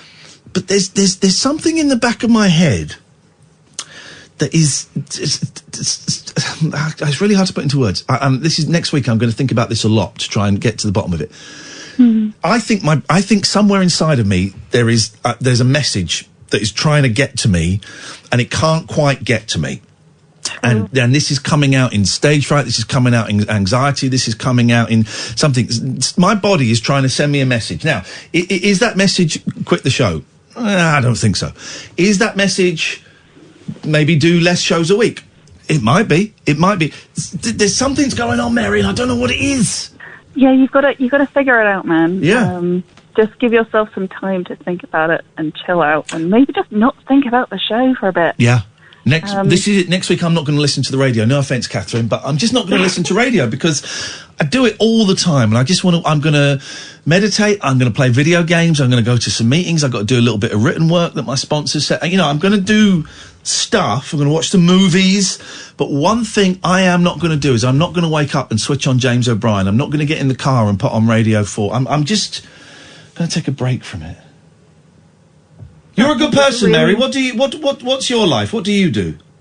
I am a software developer. I'm actually kind of having a few quarter life crisis kind of moments myself at the moment, not really knowing what I'm supposed to be doing next. But I think it's just a matter of you've got to acknowledge that sometimes your life is going to have these periods of staleness and where you just think, what the hell am I supposed to do? I knew there was something going on. I knew it. I felt that vibe. So are you, like, unhappy at work? Is a job coming to an end? Are you just not feeling satisfied? I've been working at this place for 5 years, and I think it's run its course for me. I think they're getting a lot out of me, maybe sort of more than they pay for. And I've felt like I just sort of have to keep going. I have to stay loyal to the company. But, there's no reason why I need to be loyal to me and do what I need to do. But at the moment, I don't really know what I need to do next. Can I just take it back there? I need to be loyal to me. Yeah. Boom. That's it. Go on, Kath. Take it from me, someone who left a 15-year-old job, right? Mm-hmm. They replace you in a heartbeat. They won't be loyal to you. Sometimes knowing where you're going to be in the next 10 years, if you don't change anything, is the most terrifying thing. A lot of people crave job security, but when it comes to the point where you think, God, if I'm still here next year, and it makes your stomach sink, you've got to listen to that. Yeah, that's so true. Can I just say that I didn't actually ring in to talk about this. Oh. I sent you a very silly tweet a few minutes ago about playing Boots and Ting. Oh, you're the Boots and Ting lady. Right, hang on a second. Everybody just calm down. See me in my Boots and Ting. Right. Oh, yeah. No, okay, now. So that's the original. But I've got to add the effect. So we're going to play it. But is it, it might be this. I can never remember which effect it is. No, I don't think it's this. Hang on. No, that's not it. There's another effect. Hang on. Bear with me, caller. Might be this. Let me try this. No, it's not that. Hang on. Bear with me, caller. Bear with me. I'm bearing. Bear with me. Could be this. No, it's not pitch. But hang on. Band pass delay, distortion, dynamic processor, filter, graphic equalizer, high shelf filter, high pass, low shelf, matrix reverb, multiband, new pitch. No, peak, pitch. It could be pitch. Hang on. It won't be pitch, because pitch, it will still be the same speed. Jeez! Oh, God. Oh! See what you've done, Mary? You've made it even more fraught. I just hang up now. No. Don't you dare. You'll see this through. It's this. Okay. It's this. I know it is this. Hang on. It is this. Hello? Where's it gone? It's not that. Oh, right. It's definitely not that. Okay. Right, hang on. It's not sample delay, round trip, reverb, pitch. All right, we're going to go with this. I'm going to pretend it's this, because it's not this, though. Okay. Yes, it is. All right, it's this. So, we're going to play See Me in My Boots and Ting, right? And it's going to be the first one to 3 out of you and Catherine. Right. So, This is our friend Dave saying, See Me in My Boots and Ting at normal speed. See me in my Boots and Ting. Now, that's at normal speed. It sounds slow, but I think he might have had a car accident or something. I don't know. So... See me in my Boots and Ting. That's normal speed. Right. I am going to adjust it, and you're going to go first, Mary. You're going to tell me, is Dave saying it higher and faster, or is Dave saying it lower and slower? You go first, Mary, please. I think he's going to say it lower and slower. Or, sorry, the third option is exactly the same. Yeah, I'm going to still go with lower and slower. Catherine? Higher and faster. Higher and faster. Dave, how are you going to say it? Oh! Lower and slower. It's 1-0 to Catherine. Wow. To Mary. 1-0 to Mary. Okay. Catherine, this is your answer. Is Dave going to slow down? Is he going to say it at the normal speed, or is he going to go faster? Normal speed. You're saying normal speed. Mm-hmm. Mary? Higher and faster, I think. Higher and faster. Dave, how are you saying it these days? Oh, still! All right. Psych. So it's still 1-0. Okay, we've got all to play for. Mary, your turn. Lower and slower, normal or higher and faster? Higher and faster. Catherine? Normal. I'm going to stick with normal. Dave? See me in my Boots and Ting. Normal speed. 1-1. This shiz just got serious. Okie dokie. You're going first now, Catherine. Is Dave going to go higher and faster, lower and slower, or normal? Normal. Mary? Okay, I am going to stick with higher and faster, Ian. Okie dokie. Dave? Oh! So fast. It's the fastest we've ever had! It's a world record from Dave. Catherine, what's the scores, please? 2 to Mary, 1 to me. Okie dokie. This could be it, Mary. This could be it. Catherine, you're going to go first. Dave is going to say, see me in my boots and ting. Slow and low. Slow and low. Mary, you have normal or fast and high? It's going to have to be normal this time. Dave, what's going on? Oh, brown noise. Brown noise from David. 2-2. The decider, ladies and gentlemen. We have the decider. Mary, your turn. Is he going higher and faster? Is he going slower and lower? Or is he saying it at his normal speed? I'm not sure he could go any lower and slower, so I'm going to have to go with higher and faster. Higher and faster, Catherine. Normal. You're going for normal. Dave! Timmy me boots and ting. Catherine won! Mary, you're a good egg. Thank you for joining us, and thank you for playing Boots and Ting, a game I'd forgotten all about. I feel like a winner. All right, let's go to the United States of America, the home of gun crime. And Jerry!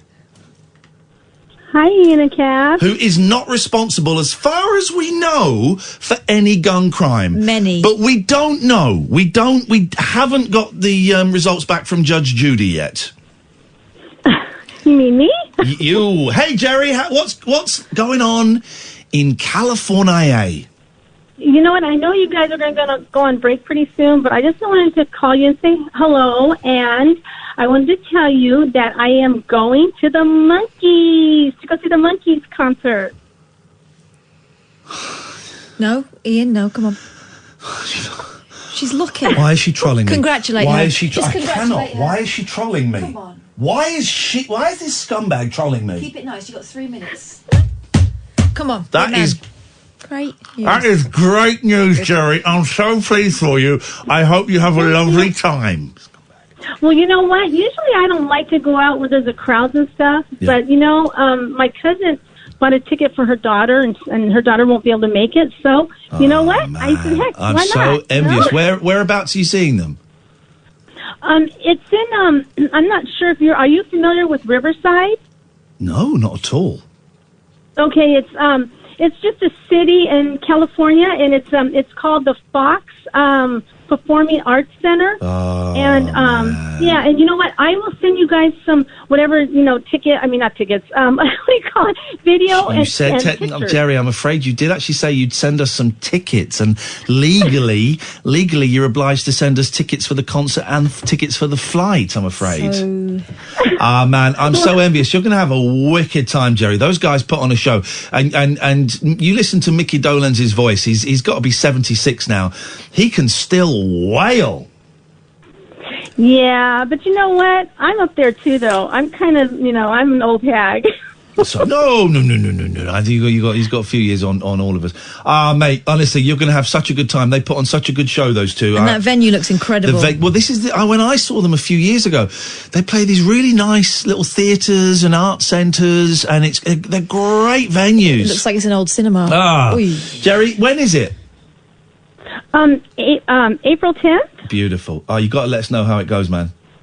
I will. And you guys can answer your email, though, because I'll send you pictures or whatever I could send you guys, but you got to answer my email. We will answer. Here's Monkey's pictures, Jerry. I'm going to answer that email myself with my own fingers. Jerry, thank you. You're going to have a wicked time. 0344 499 1000. We got Wayne, we got Steve, we got Jerry. This is Talk Radio. Late night, Iain Lee on Talk Radio.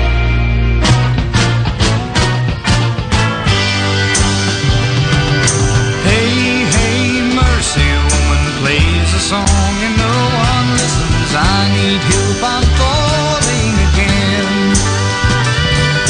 Play the drum a little louder, tell me I can live without her if I only listen to the band.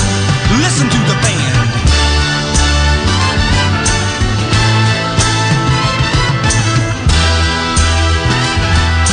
Weren't they good? They made me happy. I think I can make it alone. Oh, mercy, woman plays a song and no one listens. I need help, I'm falling again. Play the drum a little bit louder, tell them they can live without her if they only listen to the band. Listen to the band.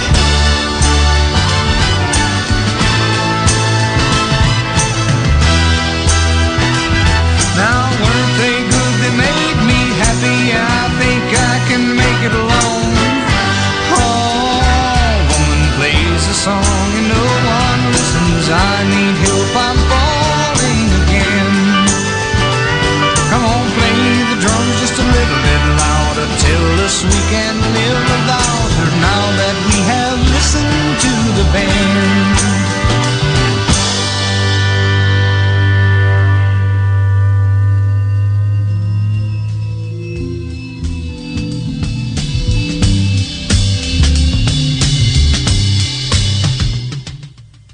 listen to the band.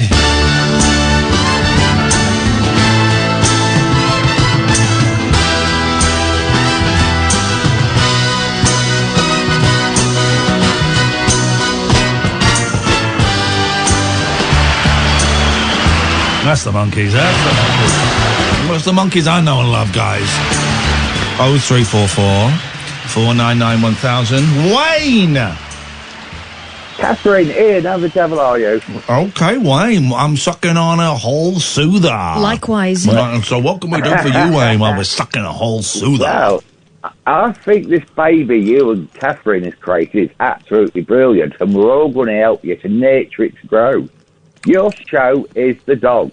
Does he? Right, hang on. There's so many mixed metaphors here, Do you know about our secret baby? I hope not. Well, it's your baby. Brilliant show. It's nearly 4 years old. I know it is, but you just talking here about food nerds and that. Well, if you could do it, I'm about to get my PA system out and I'm going to go back on the road because I've had a knock like you. And yes, man. What are you going to do, Wayne? Well, I'm going back to Wayne's World of Karaoke. Yes, Wayne! It took me years to do it, but I'm going to do it. And you guys, I'm going to say you're my inspiration. I want to come and sing a song at Wayne's World of Karaoke. So do I. It's brilliant. And like I say, I've already chose your song. What? Hang on. What song have you chosen? Well, it's by Matchbox, and it's called Rockabilly Rebel. Right. So hang on. Are you going to go and just sing a karaoke, or do you have a travelling karaoke that you're going to tour around? I tour. I do the pubs. Okay. Do people still do? Genuine question. I've not seen. I used to go when I was like 16, 17. We go to the Boozer, couple of voddies and oranges, and we go and do karaoke. Do people still do karaoke? Well, it is fading off. I mean, in my area I live, I was one of the first started, 28 years ago. Yeah. And I used to take a book out with the little tapes and used to have to read out of a book. Then it just... Yeah, the book would get passed around the pub. I remember that, yeah. Yeah, the book would get passed around the pub. Yeah. Yeah, and I just progressed from there. And I just fell on it by mistake, and it ended up being my living for 16 years. Did you get Wayne's World Karaoke groupies? Oh, of course. And it was so handy. Carry the PA system. Yes, right. Carry your microphone. But the thing is, I was so particular how it fitted in my car because and if you don't pack it right, you end up leaving something. So that's very true. Very true. Honestly, we've all got a way. Once you've packed it, and it took me quite a while, just where goes where and where goes what. and it's important stuff, man. Are we having the same conversation here? Sir. Okay. Yeah, and sometimes the roadies would put something in and I'd shut the boot and I thought this ain't right. Roadies with groupies. Okay, well... Groupies, roadies, what do you want to call them? Well, they're two completely different things. Well, not necessarily by the sounds of things. But so your groupies would help you shove it in the back? Yes. Great, Wayne. Would you like to sing us your song now? Well, no, because I'm laid down again. I've done my back in. Oh, jeez. Yeah, but Marvin Gaye used to sing lying down, didn't he? Yes, he did. Really? Yeah, he did. That's what made him sound so sexy. Well, probably right, yeah. I tell you what I will do, though. When that song you played here, when you first opened your show. What song? I don't remember. What was it? I don't know, but it was brilliant. It was Bananarama. No, it was in celebration of James Whale's guest. Oh, it was New York Groove. Ace Frehley, yes. Oh, what a song. And I thought, was you beating on the table, or was that the beat? That was the drums. That was the beat.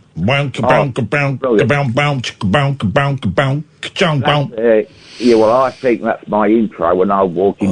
Yes, mate. Walk in there and own the place. New York Groove. Yes, like a sex god. What kind of areas will you be covering with the New York Groove? Oh, well, okay. Let's say Skegness.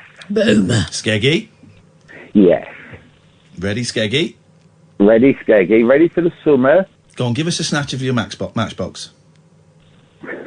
No, I'm embarrassed. Wayne, you're going to walk in. You're going to walk in the White Lion. No, listen, please. You're going to pretend we're a pair of drunks. We're in the Hope and Anchor. Couple of drunks. Hey! Do you know what? Because now my mouth's going dry. I wish I'd said that. Now my mouth's gone dry. You're giving me news. I will sing a song. You sing a song then. Oh, Wayne, stop being a pussy. Sing a song. Don't be so wet, you snowflake cock. Who gives a... No, Wayne, sing a song. Sing a song of Wayne. Punch a pocket full of pie. 4 and 20 Wayne boys baked in a pie. When the pie was open, Wayne began to sing. Oh, my God. That was almost a song. Goodbye, Wayne. Let's go to Steve. Hi, Kath. Hello, Steve. How are you, Pat? Disappointed, very, very disappointed in Wayne's World Karaoke. Me too. Yeah, if you're an entertainer, you've got to entertain, haven't you? You've really? got to entertain, and I keep telling Catherine this, and she will not listen. She does her best. I do. She does her best. It's just a shame her best. Anyway, Steve. Yeah, I missed the first hour and 20 minutes of the show. I was watching the Tyson Fury thing on Catch Up on the ITV Plus. He's a bit of a person I admire a lot, and yeah, that was good. Tyson Fury, big old boxer. Big old boxer, Tyson Fury. What a name, what a bloke. What a name, what a fist that man's got. Yes, I was watching a bit about his last, What is wrong with your phone, Steve? Hang on a sec, is that better? I'm laying down. Why is everyone laying down? Is everyone It's horny? 12 minutes past midnight. Exactly, the night is still young. Yeah, you get the dinner time show, you get the morning show. This would be the bedtime show, really. Dirty I bet a lot of people listen to while they're in bed. Yeah, while they're making love to the partners or to their pillows. So this is a bit of a turn-off, to be honest. Yes, this radio show's so sexy for all the ladies and gentlemen out there. So sexy when I'm listening to you guys. Good, Steve. This is what we want to make lonely, sad, pathetic men feel sexy, and it sounds like it's working. Well, no, you don't make me feel sexy. I mean, you make me feel happy. We're failing. We're failing miserably. Anyway, what can we do for you, you horn dog? Horn dog, yeah. Well, first of all, I started listening. You had that American comedian guy talking on. It reminded me a bit of Bob Monkhouse, funny enough. Yeah. Oh, Jackie Gleason. Yeah, I bet he would have gleaned a lot from Gleason. Yeah. I mean, sort of, when you look back on sort of like the biopic of, the TV biopic of Bob Monkhouse, some of the stuff he's up to, and God, he was sort of embarrassingly honest at sometimes. Yeah, it was quite cringeworthy, but he's another great guy. Yeah. Then after I watched that Tyson Fury thing, I was just watching the sort of 10 o'clock news, which was like 11 o'clock because I was watching Catch Up. What? And that started to scare me. Yeah, Boris Johnson and Sadiq Khan and all that stuff. And then you start talking about that as well. But, well, the Savage Javid. We're kind of entering a dictatorship, guys. We're entering a dictatorship, and it's here's the thing: it ain't Boris Johnson who's steering the ship; it's Prime Minister Cummings, an unelected official. Yeah. Still, Steve, you managed to cheer us all up a bit, so that's something. Sorry, have I scared you again? No, never scared. Yeah. Well, I've had quite a week. I love your show, and I've been thinking a bit recently that you'd be really good, you two. Especially you've got like a sort of USP, like a workshop for people who are going through it. You talk about the steps a lot in the meeting. I think we could cure people.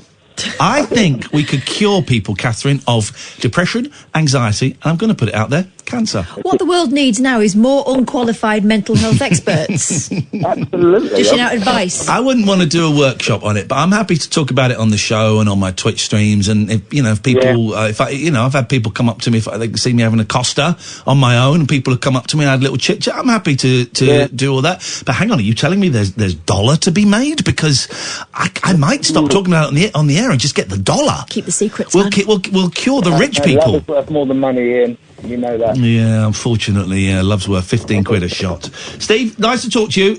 Go to sleep. You're a very tired man. 03444991000 Talk Radio. Late night, Iain Lee on Talk Radio. The cats could only open the old bin because it was broken, or I dropped it. No, I'm pretty sure the older cats learnt to jump on it to flip it open. Shit. Don't you remember? You're right. I bought a new bin, exactly the same as the old bin, because I broke the old bin, not even 2 years old. And I broke the old bin because I had to shake it upside down and then I smashed it. So the lid didn't shut properly. But recently the babies have been going in the bin. But you're right, Lucky worked out how to jump on it and make it pop open. Yeah, she did. Balls. What a waste of money. Could you put, like, spikes on the top or something? Of the cat? Why would I do that? That's cruel. What a dumb thing to say. I'm so sorry, listeners. Let's go to Jerry. Good evening, Jerry. Listen to the band. Baby monkeys. Easy things like this. It's Jerry. I thought it was like we had it. I hate to break this to you, Jerry. There's a new Jerry on the block. It's okay. I'm past it now. You're an old man. I'm past it. Not long. I'm old, I'm getting old. Why is there a weird echo on the line? Because it's crap phone. It's Karen phone. It's crap. Crap phone. Crap phonist. How you doing, man? Not spoken to you for ages. No, I'm not anything bad. I told you I was teaching you how to speak a bit better, even though I'm not doing well tonight. Alexa, because I have to slow down just for them to understand me. I speak clearly. Sounds like my speech a little bit. You're speaking better than you have done for a while. I mean, it's still bollocks, what you're saying, but we can understand. We can understand that it's rollocks. Well, when you can call me up and you call me out of order. It's just, something's bothering you. Something you got about early, something's bothering you. It's in my areas. You really think you're getting... I just don't want you to worry about it. You get tested. Get tested? What I'm about, don't you? Get tested? Get tested. Testes? Was he talking about my testes for? I thought he said something about sharing, getting tested. He wants to share my testes. No, What? Mike Sierra, the phonetic alphabet, Mike. Oh, Mike Sierra, MS. Who's got MS? You've been tested for MS before. Oh, I was tested for MS. Yeah, I got tested for MS. That's okay. I just didn't want to, but just hate to think that you got that, as I could do. I haven't got MS. Just didn't care about you. That's all right, mate. Yeah. That was ages ago. That was a few years ago I got tested for that. Once I got tested for it, and they didn't really do a lot of tests. It just turned out I had my watch strap up too tight, so my arm was a bit numb. That was the first time. It's true, the watch was too tight, and my right arm was numb, and that's one of the signs. And it's my watch was too tight. And but then I can't remember why. Oh, it's because I was getting really bad headaches, and they did a brain scan, and I had like these white marks on my brain, which you can get if you've got MS. They're lesions, aren't they? Lesions, and so I had the lumbar puncture, and I had all of that. But it turns out it was probably just cocaine damage. It's nuts, isn't it? Lumbar puncture. Funny things. Oh, lumbar puncture. Anal. I wasn't laughing after the lumbar puncture. I was out of action for a week. Couldn't move. I had to lie still. People do rectal biopsy, mate. Don't get lost. A rectal biopsy, ladies and gentlemen. By the way, great heavy metal band who are playing in London soon. Well, so I just was worried about. I think you should worry about that. Might have someone talk to you. I think you're clearly a good man. Hi, Kat. Well, are you you're not going, are you? Because I've got to cut you off. Yeah. I'll stay on. Off your bum. Jesus, he beat me to Gets you every time. Beat me to it. Absolute scumbag.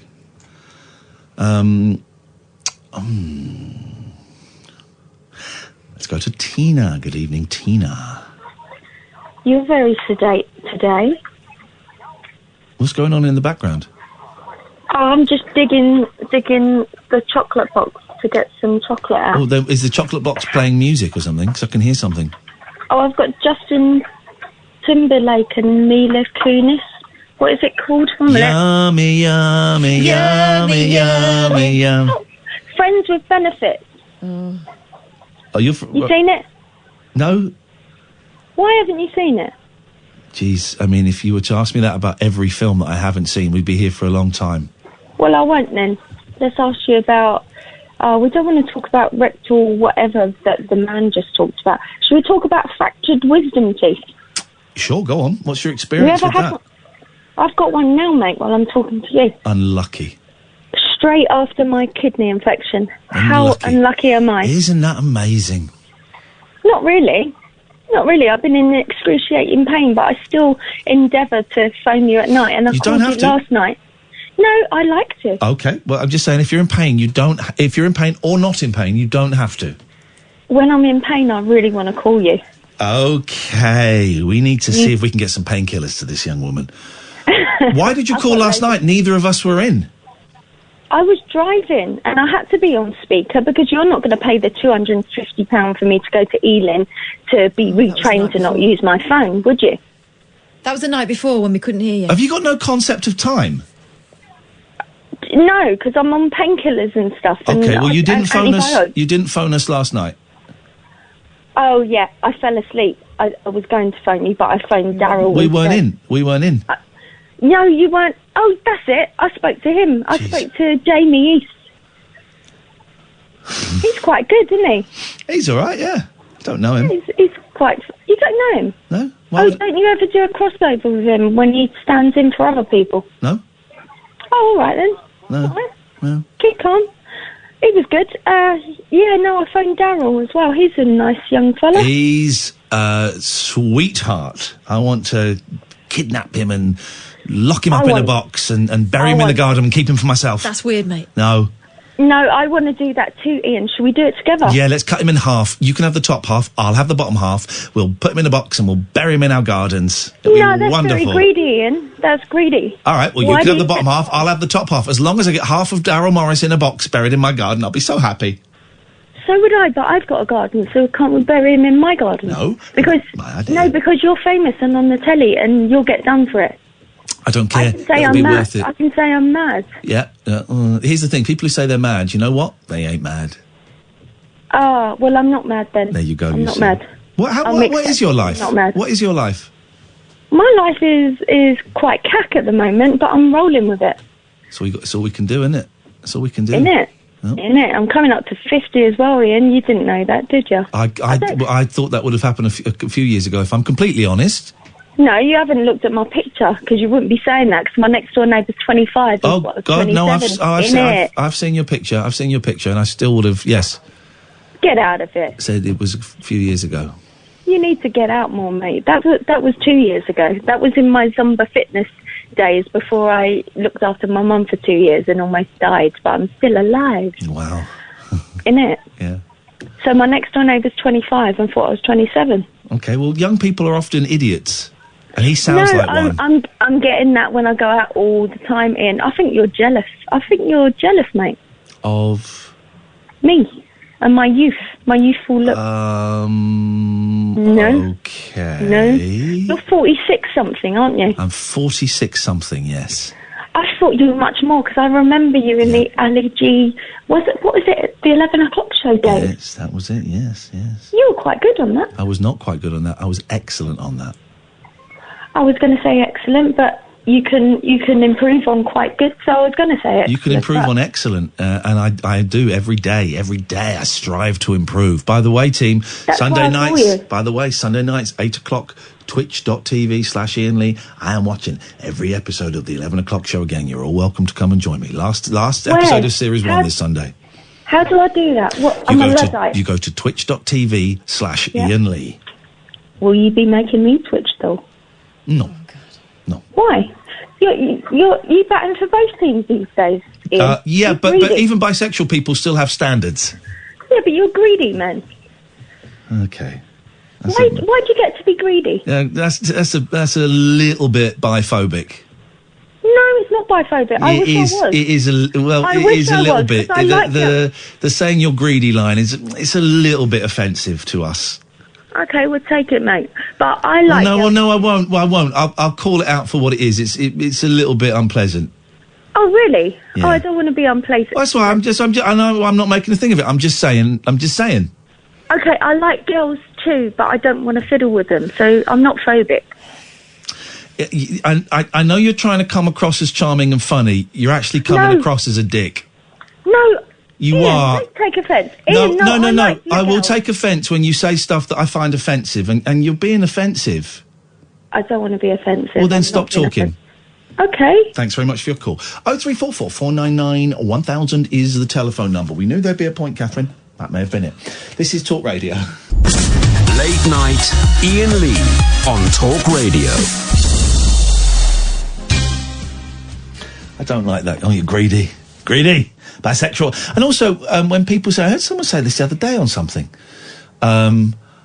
it was the straight man. It was a woman. Anyway, assume it was a woman saying, "Well, I'm not bi. I wish I was, but well, you can be.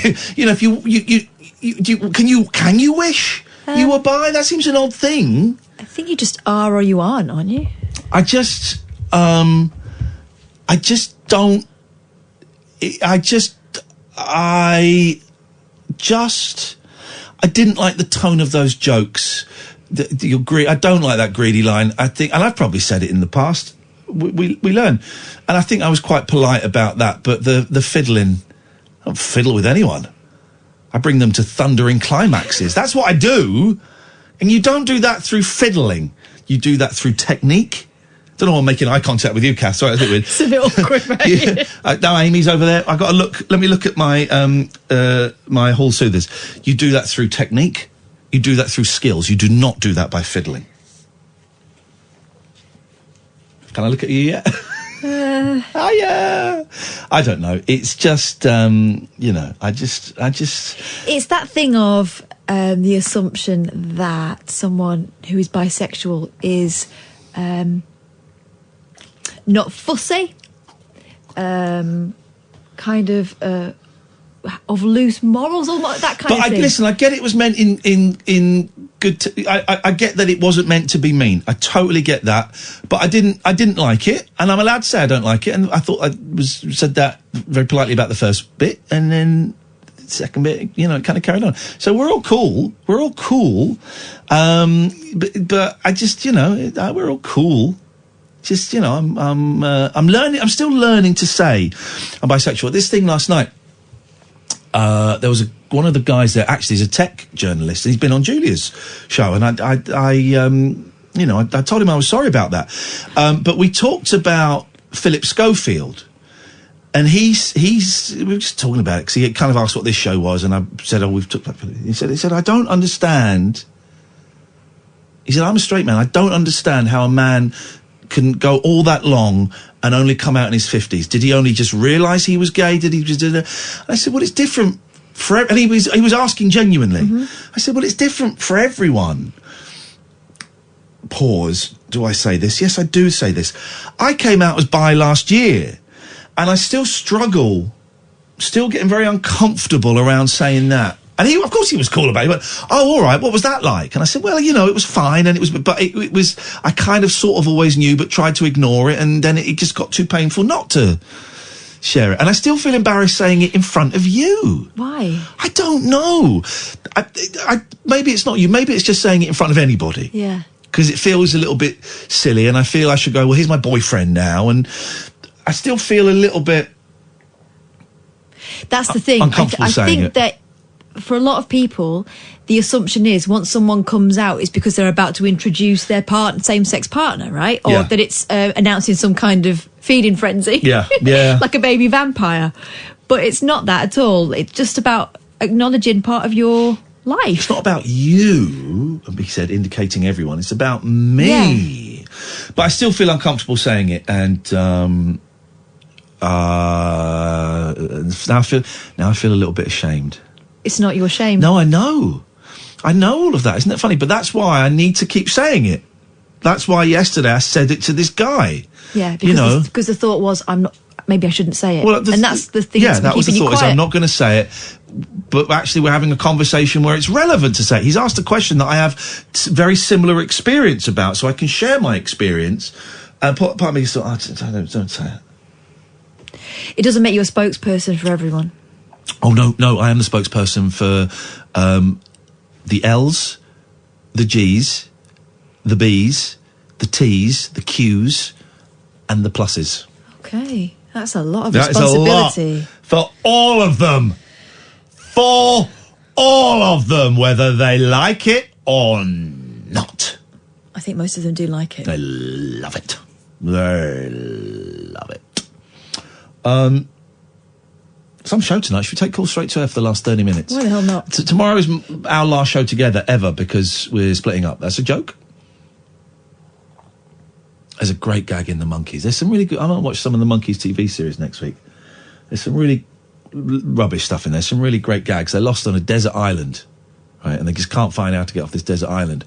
And Mike says, all right, guys, look, we're getting nowhere like this. I think we should split up. And Mickey goes, no. What about the band? Boom, here we come. You can't split us up. It's just such a lovely gag, done so deliciously. 0344 499 1000 is the phone number. Let's take calls straight to air. Don't swear. Don't be libelous. Don't be racist. 7-second delay. So if you say anything we don't like, we can dump it. No one gets to hear it. With that in mind, we go to line 1. Line 1, you're on the wireless. Oh, hello. Talk. Have I got the right talk? Talk. Radio talk. Talk. Life's what you make it. Yes. I'm sorry. I've just switched the radio on like I do every night.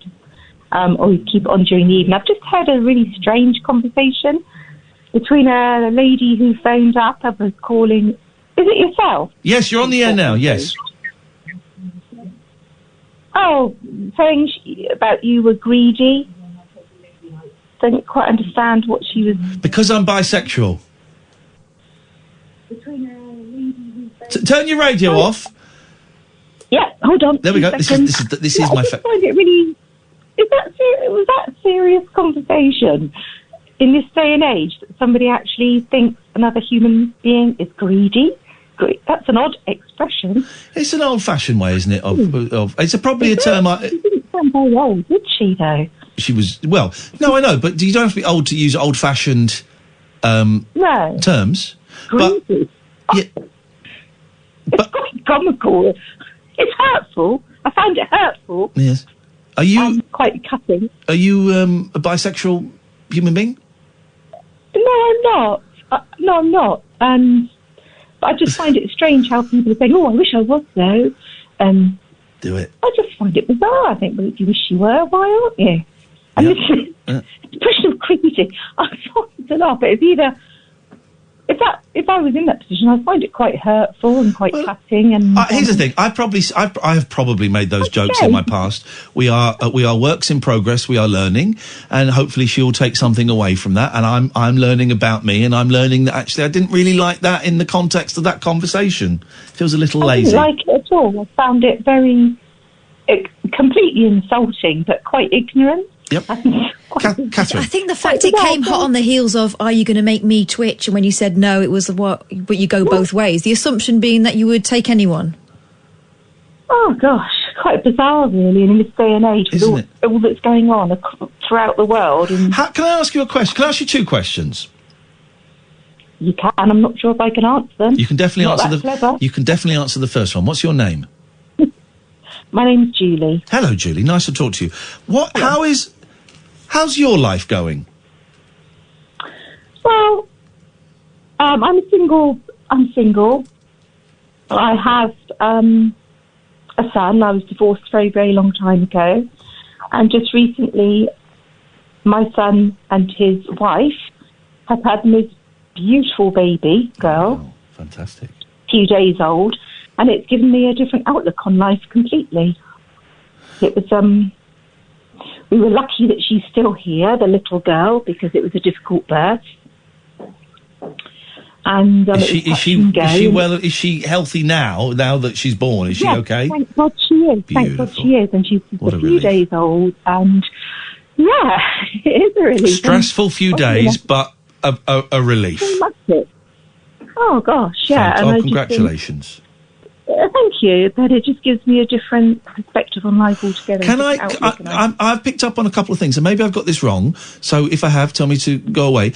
But would I be right in suggesting that since your beautiful granddaughter has come into the world and is now safe and well, that were you feeling a little bit lonely before she came along? I was, yes, and probably a bit down. And all sorts of things. I work full time, and all sorts of things go on, don't they? As they do in life. And, I picked up a sense of regret when you said when you said you got divorced a long time ago. I just picked up a sense of regret that perhaps you hadn't met somebody since then. Well, possibly, but that's my own fault. That's probably my own choice, because I'm not one of these people who are on dating sites like everybody else seems to be. Maybe I'll have the courage one day. Well, maybe.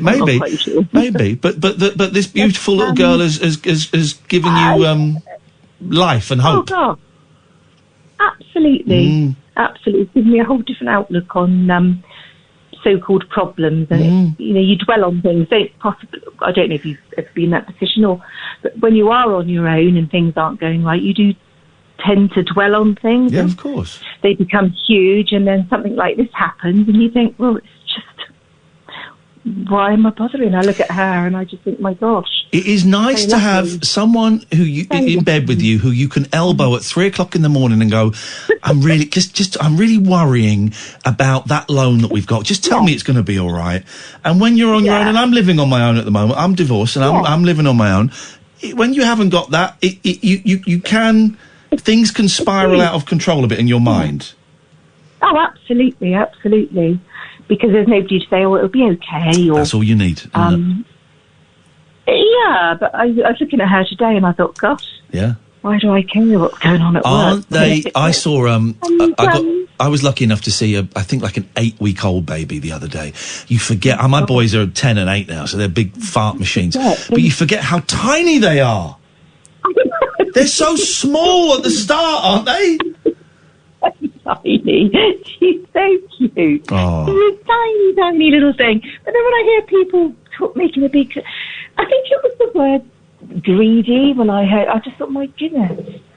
Julie, I'm so glad you've called. You're look around. We Julie, are what we are. And yeah. You're a very delightful human being. I'm so pleased that everybody is safe and well, and that you're through, the tricky few days. And I look forward to speaking to you again at some point, Julie. Thank you so much for your call. And you take care too. Thank you. Bye bye.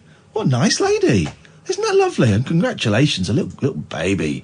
You forget, Kath, they're so tiny. I think also tiny. Being a grandparent from my parents' experience is something else. It's very special, especially when you start to feel like when your kids are grown up and independent, what is your role anymore as a sort of parenting kind of thing? And then all of a sudden, I'm useful again. But then also there's a little bit of learning boundaries as a grandparent and as a parent setting boundaries with your parent. Julie was interesting. I got so much from what she didn't say. The gaps. I just got so much from her. What a nice call. Thank you, Julie. I really enjoyed that. I look forward to speaking to you again. We'll take calls straight to air until 1 o'clock. This is Talk Radio. Late night, Iain Lee on Talk Radio. One of my client's Twitter feed has been hacked. David Babcock, David Babcock. Has it though? Because that's a thing. People write outrageous things and then go, "Oh, hacked." At the David Babcock has been hacked. If you are listening, if you are the hacker, I'm locating your was it PIS? What do they call it? PIS? PIS? PIS? I'm locating your PIS. Your computer. Your provider of internet services. Oh. Anyway, I'm looking for your PIS number, and we will track you down. So just hand it back to him. Call straight to air 0344 499 1000. Good evening, line 2. You're on the wireless. Good evening. Welcome. Thank you. It's the first time I listened to the show tonight, and I found it very interesting. So thank you for keeping me entertained for the last couple of hours. That's what we get paid to do. I've been listening about the sexuality, Philip Schofield being mentioned, and it's funny, as a gay man over the last week or so, quite a few people, colleagues and friends, have said to me, sort of, what do you think about Philip Schofield, or have you heard about Philip Schofield, and sort of asking me for a reaction. I would think because I am a member of the LGBTQ plus alumni, like yourself, Ian. I don't know if you've experienced a similar thing. Well, yeah, but I've said that to Katherine, who's a straight woman. I just think it's a very big talking point that I think a lot of people have kind of nudged each other and said, "What did you hear about Philip Schofield? What do you make of that?" I don't know. I mean, you believe they're coming to you specifically because you're gay. I think possibly in the workplace, I'm sort of quite an open person, and I think maybe older people than myself, I'm in my early 30s, sort of maybe people that don't understand it or find it hard to understand. They're not necessarily bigoted or prejudiced, but they maybe don't. They're not au fait with how sexuality is. You think that you think that they might believe that you probably heard about it because once you're a part of the LGBTQ plus, we all get a secret. We all get a newsletter and a secret channel to talk on our walkie-talkies. You think that as a gay man, God, I can't speak. You think that they believe that as you're a gay man, you might have more insight into it than they do. Definitely, yeah. But they haven't said to you, you're gay. Because if they'd started with, now you're gay, so what do you think of that? It has been a very big talking point. So I just wondered how you came to the conclusion that they were talking to you about it because you're gay. I think there's not that many people in my workplace that are LGBTQ, and I think the way they were sort of directing the questions, it's because of that. But also, one person did say to me, "Oh, did you know?" As if like I got the round robin 6 months ago that it was going to happen. And did you know? But it's weird because I think some people are sort of interested. They wanted to try and understand it. And for me, when they ask me, I just say, well, it's a thing. It's not a big thing. It's nothing specific. It's sort of, it is what it is.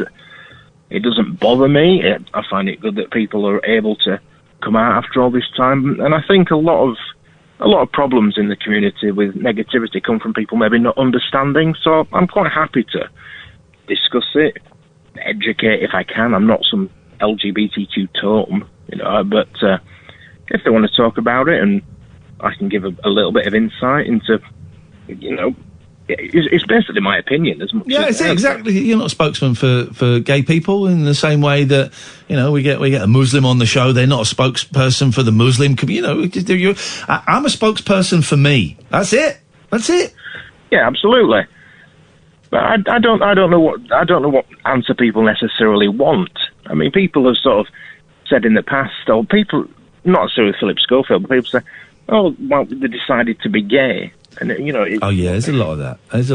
I think people are coming round to it. But then again, I do sort of, I've said to them, well, he's maybe realised he's gay now. He was in a straight relationship. He was happy with that for a long while, and maybe he's not now. But then again, I was sort of taught at school that you are born gay and you don't just decide your sexuality. So I think some people can suppress. I think some people can kind of push it down for a while. I think some people can push it down for a while. I pushed down being bi for a while, and who knows? Who knows? I would suspect that the majority or a significant number of men in their 50s who are married but are actually gay have spent many years in pain and emotional turmoil, and wishing it would go away or feeling like a hypocrite or. Whatever. We don't know. I mean, I suppose that when he was sort of coming into his, puberty and he's coming into himself, discovering who he is, he was probably like the late 70s. Attitudes were different. And he's possibly suppressed it for a long time. And a lot of people have and probably are still doing as well. All right. Hey, listen, nice to talk to you, man. David Babcock, thank you for that. David Babcock has got his Twitter back. I think it's police matter, so we should probably stop talking about it. It's at the David Babcock. Good evening, line 1, you're on the wireless. Hi, it's me again, Charles. Hello, Charles. Yeah. Oh, you spoke, was it Monday? Oh, I don't know. You're saying that I thought we spoke like 5 minutes ago. I'm thinking, what did we speak? No. I don't know when we spoke. I said, you talked about you being a dad to your kids and you taking them on a trip or something, and I was saying, my dad isn't around, and it sounds like a great thing. Do you remember? Oh, yes, I do remember. Yeah. What you got for us tonight, Charles? That's not what I'm calling about tonight. No, I would just say you did a good job defending yourself earlier. When someone was trying to sort of bully you for your sexuality. I don't think it was bullying. I think it was a series of ill-judged comments that were not coming from a place of malice, but but made me feel uncomfortable, and I politely at the start said I'm not really digging these comments, and they continued, and so I ended the conversation, and that's fine. I wouldn't go as far as say it was bullying. You know, it sometimes can turn into that, but yeah, it can do. I don't think it did in that instance, but yes, I think it can turn into that, and I'm learning to stick up for myself. Yeah. No, I think, you know, obviously, I know you've been on this journey for a few months now, and it's tricky for you. My whole life is a journey. It's a marathon, not a sprint, so I'm taking my time. Yeah. How's things going for you, Charles? Pretty good, yeah. It's quiet these days, but I'm okay, you know. Yeah, I'm going to go home. I'm going to get a Mackie D's on the way home, I don't care. And I'm going to go feed my cats, and I'm going to get into bed, and I'm going to... They're doing all right? The cats are doing all right, man. They've got to get the babies... They've got to get the babies done this month. They're going to get their bits done. Go on. George's testes finally reached George has optimum got power. tiny... Well, I don't know. I mean, no, his testicles are so small. He's no threat. That's what the vet said. But I want them done so that... I'm just worried that he's going to impregnate his sister. Oh, no, that's not good. You don't want that. We don't want that. We don't want incestuous kittens in my house. No, they come out funny. They're both so cute. We'll make I did hear you lost the older cat. I was sad to hear Velvet that. passed away, and I still get very sad about it. And I still can't really talk about it. But nice one, Charles. Thank you very much indeed. Funny, I start tearing up when you talk about the old lady, V. Thank you, Charles.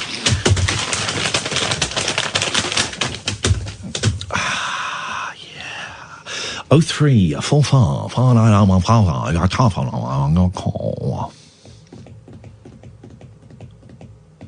Let's get it on. La la la la la. Let's get it on. Let's get it on. I wonder if there's What song is that? I wonder if there's a version of Let's Get It On That goes yeah yeah yeah yeah yeah in Spanish. Let's get it on in Spanish.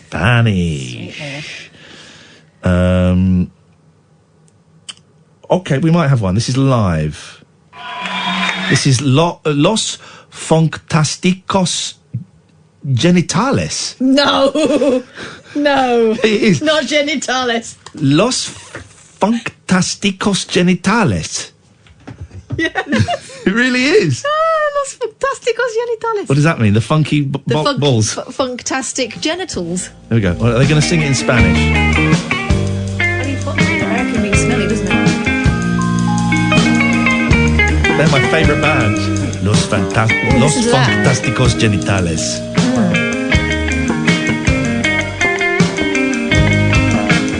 Please sing in Spanish. It's that bass.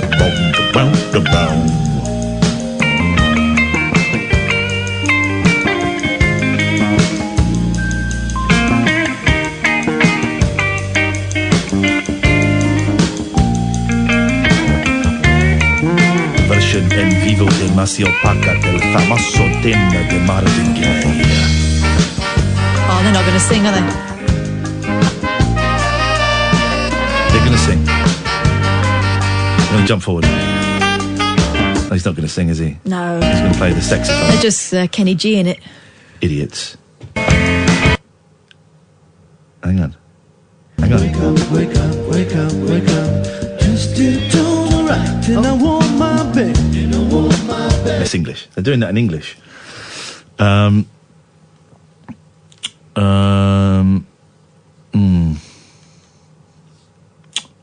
going to try and sing it in Spanish. Oh, God.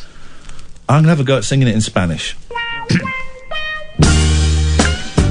Realmente he estado internado, cariño, tratando de retener este sentimiento por tanto tiempo.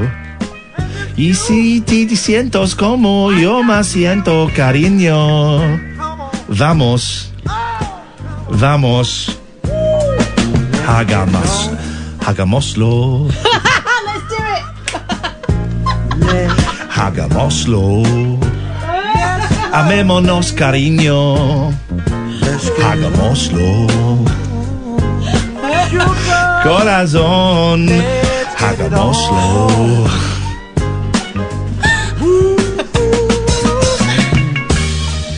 Todo Todos somos personas sensibles con mucho que dar. Is that right? Am I doing it right? Entiéndeme, corazón. Si tenemos que estar aquí, vamos a vivir. ¿Vivir? Vamos a vivir. Te amo. No hay nada malo en que yo te quiera. Cariño, no. Y que te entregues a mí nunca puede estar. Si el amor es verdad o cariño.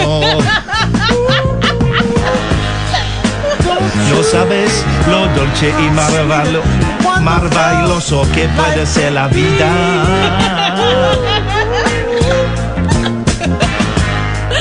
Te pido, cariño, que lo hagas conmigo. Yeah, sí, yeah. No me voy a preocupar, no voy a presionar, no te voy a presionar, cariño. Así vamos, cariño, deja de andar con rodeos. What? Is this making any sense? Hagámoslo. Oh, this is it. Hagámoslo. Sabes de lo que estoy hablando. Vamos, cariño. Cariño's baby, right? Vamos, cariño. Deja que tu amor fluya. Si crees en el amor, hagámoslo. Hagámoslo, cariño, en este momento. Hagámoslo.